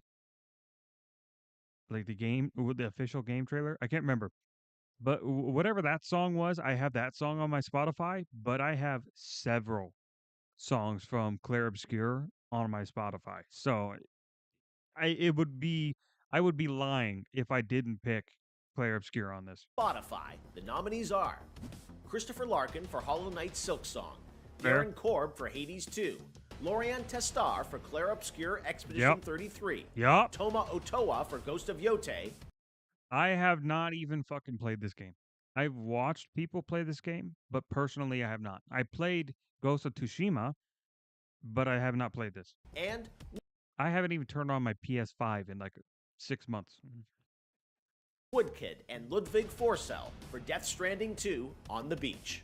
Fair. The Best Audio Design nominees are I do think it is a toss-up between Death Stranding. Like, I wouldn't be mad if Death Stranding won, but I do think it's obvious that Clair Obscur's soundtrack is much more popular. Battlefield 6, Clair Best Obscur audio design? Expedition 33, Death Stranding 2 On the Beach, Ghost of Yote, and Silent Hill F. Best audio design. This feels like a random category for Battlefield 6, huh? I think Battlefield 6's audio designs, it's pretty, it's right in line with what you would think a shooter game would be, especially one with like destructible buildings and whatnot. I guess it would be again between Death Stranding and Clair Obscur. As far as like an audio experience goes, I actually do like Death Stranding so much. I do. I do. I think if I were to give Death Stranding anything, it would be this category. And Clair Obscur is pretty good. And for a lot of people, like audio is like not that important a thing for them. But I do think it can enhance a game to make it even better. But it also isn't going to add to a game if the game is bad, if that makes sense. Best Adaptation was added to the Game Awards in 2022 to True. recognize an outstanding show, movie, or other creative work inspired by and based on an established video game world. Here are this year's nominees for Best Adaptation. A Minecraft Movie, Devil May Trash. Cry, Splinter Cell Mediocre. Deathwatch, The Mediocre. Last of Us Season 2, Trash. and Until Dawn. Trash again. Obviously, I put in my pick for this already when we were trying to go through the website. Yeah, I mean, there's not really a winner here for me. It's not like a Cyberpunk Edge Runners winner for me here or a Fallout TV show winner. So, Devil May Cry gets to just toss it up to him, For Best Narrative, the outstanding Oh, Clair Obscur. Easy. nominees are Clair Obscur Expedition 33, Yep. Death Stranding 2 On the Beach, Ghost of Yote, Kingdom Come Deliverance 2, and Silent Hill F. Best community Yep, not even close. support celebrates game developers who continually and transparently engage, support, and respond to their players. This year's nominees are Baldur's Gate 3, Final True. Fantasy 14, Fortnite, Helldivers 2, and No Man's Sky. Honestly, I think No Man's Sky.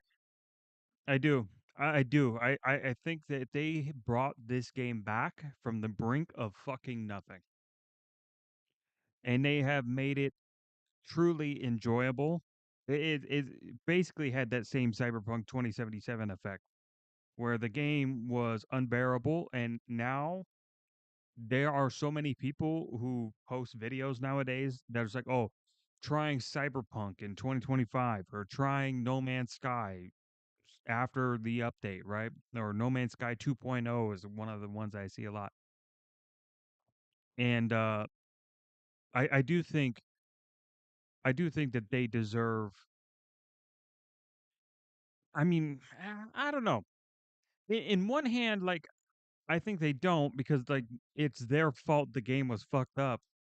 But at the same time, I could also see the argument that they put absolutely every ounce into making this game an experience worth having. So I don't know. I'm kind of torn on it. Whereas like Baldur's Gate 3, like it came out as a great game, it continued to be a great game, and then they made it an even better than great game. So it's like, what do I do? Well, yeah, I'll give it to No Man's Sky just because of how much extra support that they put toward the game. Granted, a lot of that is just making the game enjoyable, but um, yeah, yeah, no, I think I gotta give them some recognition for that. I think, and Baldur's Gate 3, it's got plenty of accolades already, so it's like, what's one more for them? Your nominees for Games for Impact are Games for Consumi, Impact. Despelote, Lost Records Bloom and Rage, South of Midnight, and Wonderstop. In the What was that? The fucking woke DEI category? The fuck? That's the one that's just gonna get like read off like during the game trailer reveal, so they can just get it out of the way. Don't have to air it. That's what that category is. Best multiplayer. category of Best Multiplayer, the nominees are All right. Arc Raiders, Battlefield True. 6, Elden True. Ring Night Rain, Peak, and Gay. Split Fiction. Gay? No. Honestly, it's probably between Arc Raiders and Battlefield 6. Preferably, I am a Battlefield 6 guy. Listen, you can call it the basic bitch pick if you want, and I would agree with you. However, I just love it. I fucking love it. It was like the first game that got me back into shooters since I fell out of love with Call of Duty. Best Independent Game celebrates games with a high degree of risk And Apex Legends. tolerance, produced outside the traditional publisher system. Those nominees Best are independent game? Absolem, Ball Pit, Blueprints, Clair Obscur Expedition 33, Hades 2, and Hollow Knight Silksong.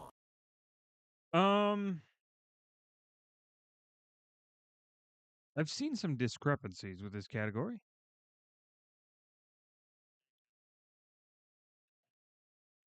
But based on what they Nominees gave me, are Absolem,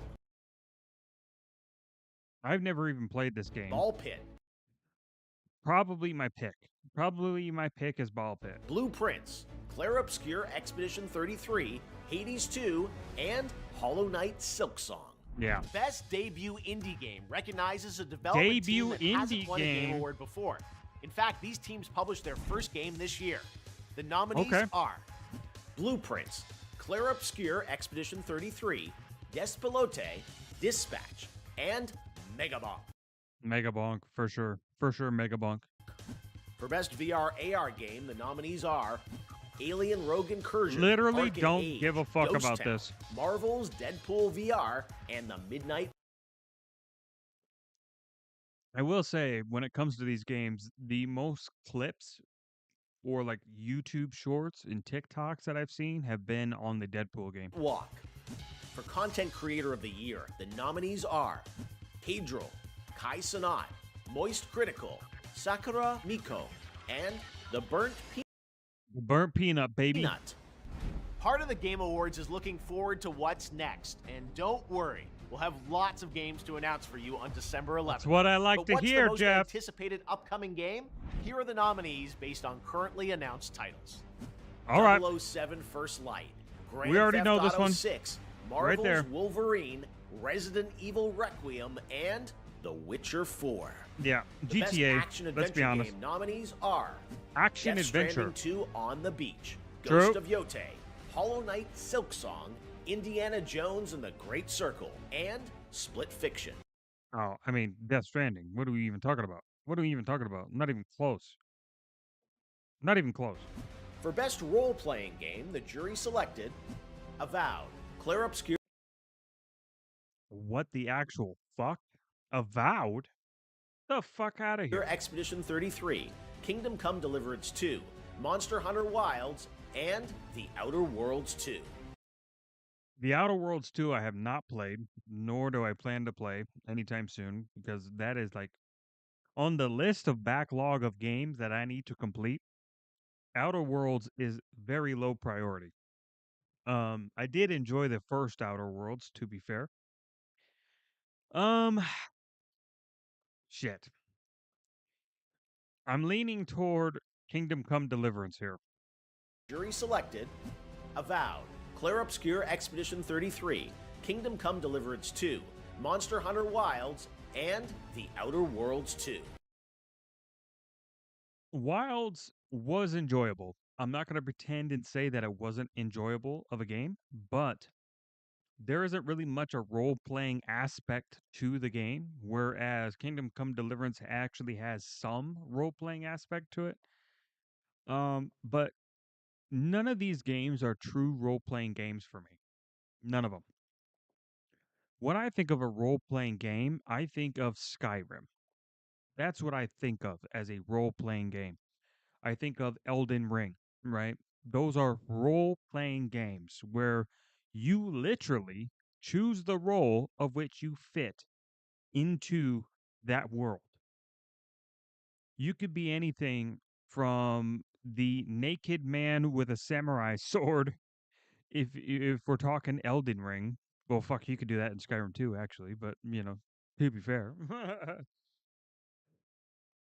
But those are role-playing games for me. Those are like you truly choose your own story inside this kind of uh it's kind of like this small it's just this small created ecosystem, right? Whereas these games tend to your only real choice is like, okay, well, you're playing this guy who's got to go do this thing, and you have to go to this place in order to get this thing so you can deliver it to this place. Then you have to escort this person that place, right? And it's all on rails. Like there's no like true like you just go off and do your thing. That's what I think a role-playing game is. It's truly just choosing what it is that you want to do. I mean, even to a degree, Baldur's Gate 3 is the same fucking way. You choose your character, you choose how you build them. You can choose to go to some of the hardest places on the map right away and just get absolutely fucking dog fucked, or you can go to the closest places and you can slowly make yourself more powerful so you're ready to handle those zones, right? So there, you know, there's a lot of choice involved to role playing games. I think that's where a lot of this is being misconstrued a little bit. In the category of Best Fighting Game, the nominees are Oh, but yeah, if I'm gonna pick one, I guess I'll pick Kingdom Come Deliverance. I mean, there's not really anything else that's even close to an option for me. 2XKO, Capcom Fighting Collection 2, Fatal Fury City of the Wolves, Mortal Kombat Legacy Collection, and Virtua Fighter Virtua Fighter 5. Revo World Stage. I'm not a The fighter guy. nominees for Best Let me know what you guys think is the better fighter game. Action Game are Best straight Battlefield action 6, game? Doom: The Dark Ages, Hades Gay. 2, Ninja Gaiden 4, and Ooh. Shinobi: Art of Vengeance. So it's between Battlefield 6 and Ninja Gaiden 4 for me. Call me a basic bitch, but I'm probably gonna go to Battlefield 6 again. Ninja Gaiden 4 is fun. I haven't played Shinobi, but I gotta stick to my guns here. I do like Battlefield 6's system that they have set up. I enjoy it. I am slowly falling back down into the rabbit hole of like logging on to the fucking Battlefield with the boys, you know.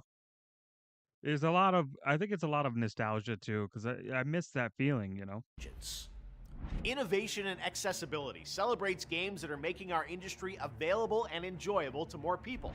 The nominees for innovation and accessibility Innovation in are accessibility. Assassin's Creed Shadows, Atomfall, Doom: The Dark Jesus. Ages, EA Sports FC 26, and South of Midnight.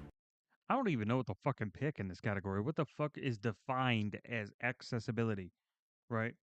Is it you just dumb down all the enemies to make them so easy to kill that it's just you can run into? Because I thought Assassin's Creed Valhalla was an accessibility game because as a level 25, you could go into a level 215 area and still kill all the enemies. I did this. I literally did this. I don't know if it fucking still exists on YouTube. I don't think it does. Because that fucking, I'm gonna be honest, that fucking video was so terrible, I'm pretty sure I deleted it. But, yeah, I went, so it was like right after you first get to England, right? When you first get to England, I started exploring on the boats, going, let's see, if you're looking at the docks, I hopped on the warship and I went left, right? And then I went up the river a little bit, and then I went that immediate left, and I followed that until I got to one of the raid points. So then I raided that point, and it was like a level like 225 or something like that, 215 area, something I can't quite remember. But I remember running in there as a level like 25 or something like that, because I had done like some exploration and stuff because that's just how I am with those type of games. And I was kind of shocked that I could hang in the ring with these guys because I thought for sure I would just get one shot. I went in with the intention that I knew I was gonna die. But my goal was to just get in there, try to like just let the NPCs like take all the fucking brunt of it and get knocked down while I ran in and then just like lifted one up, hurried up, opened the chest, and then he would go down again. And turns out I didn't have to worry about any of that because I could just kill them. And I was like baffled. And it was the most OP part of it was if you had a shield, it didn't matter if they were level 225 because that shield made you invincible. It- every arrow they shot, every attack they threw did fucking nothing. That's like, wait, what? How do you design a game like this?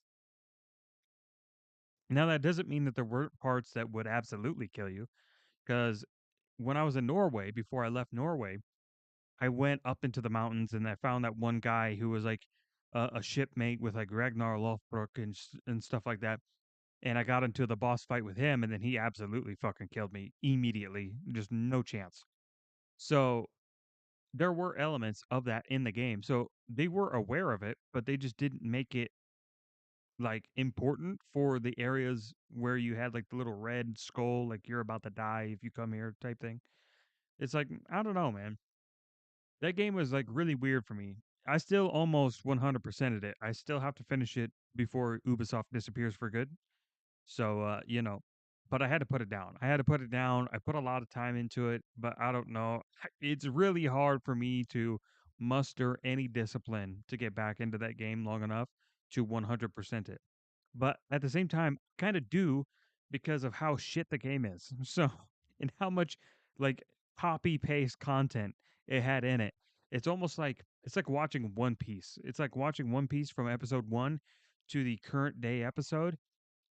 It's like a even if you don't like the show, you just kind of want to do it just because it's a difficult thing to do. Next up, Best Family Game. The nominees are Donkey Kong Bonanza, Lego Party, Fair. Lego Voyagers, Mario Kart World, Sonic Racing Cross World, Sonic Racing Crossworlds. Straight up. Now, I'm not trying to do this to be like a Nintendo hater. If I were to give it to anything, like if Sonic wasn't in this, Best Family Game. The nominees are Donkey I would give it to Donkey Kong.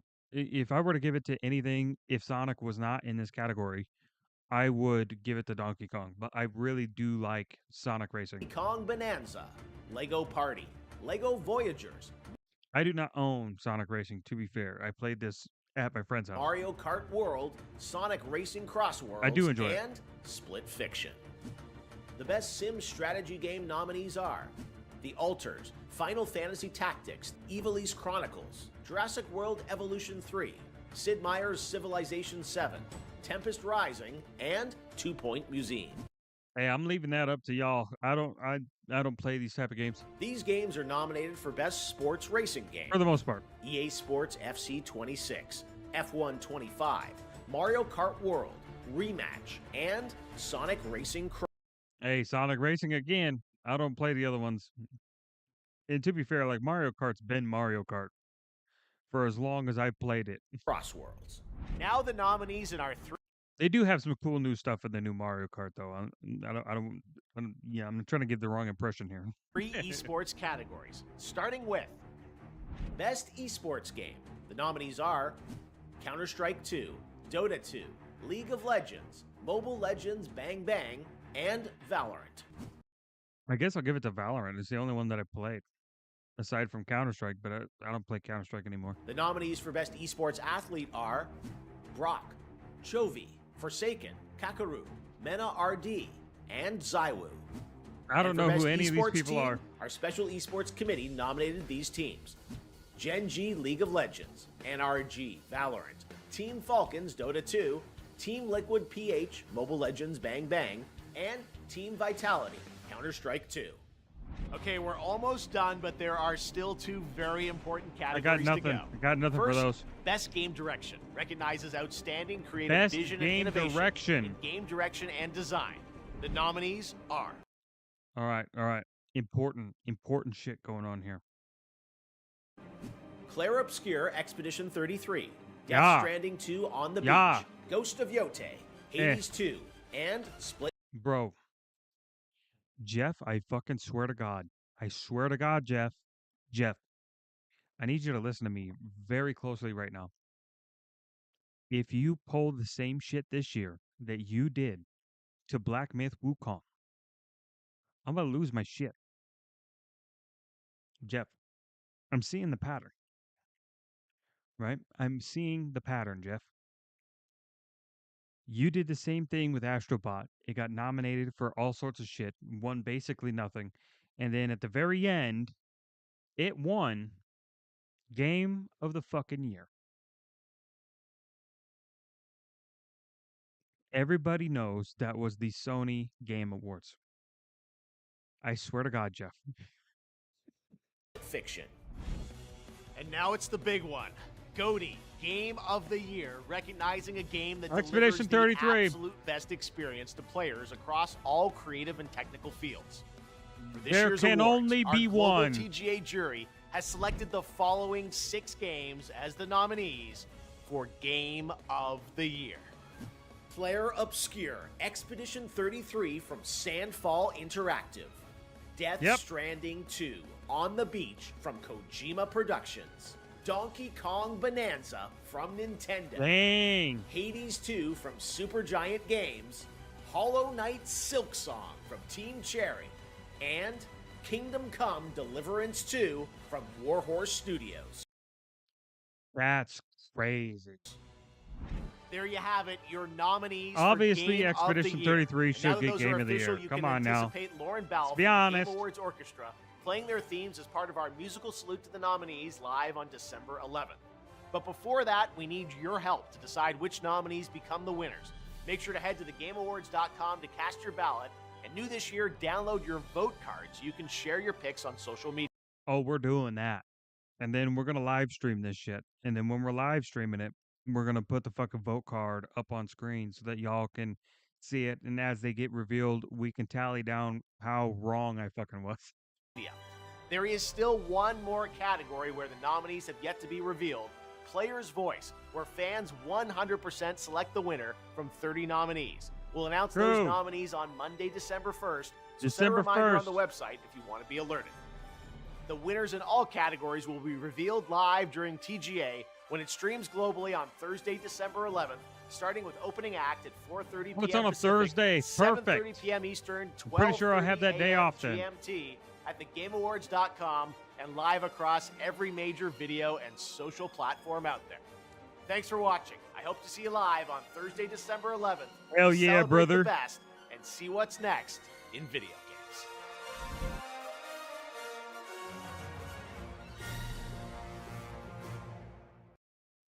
Fuck yes.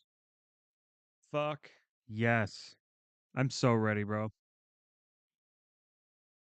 Man, 6 million subs, almost a little over 500,000 views already. That, my friends, is the live stream completed. Now I get to do the fun part of editing all this bullshit before I go to the gym. So, I'm going to get the fuck out of here. If you guys enjoyed, make sure you like, comment, subscribe on some of the fucking videos. And these one, I split them up and put them out there and flame me in the comments for my hot takes. And I'll catch you guys on the next live. Later.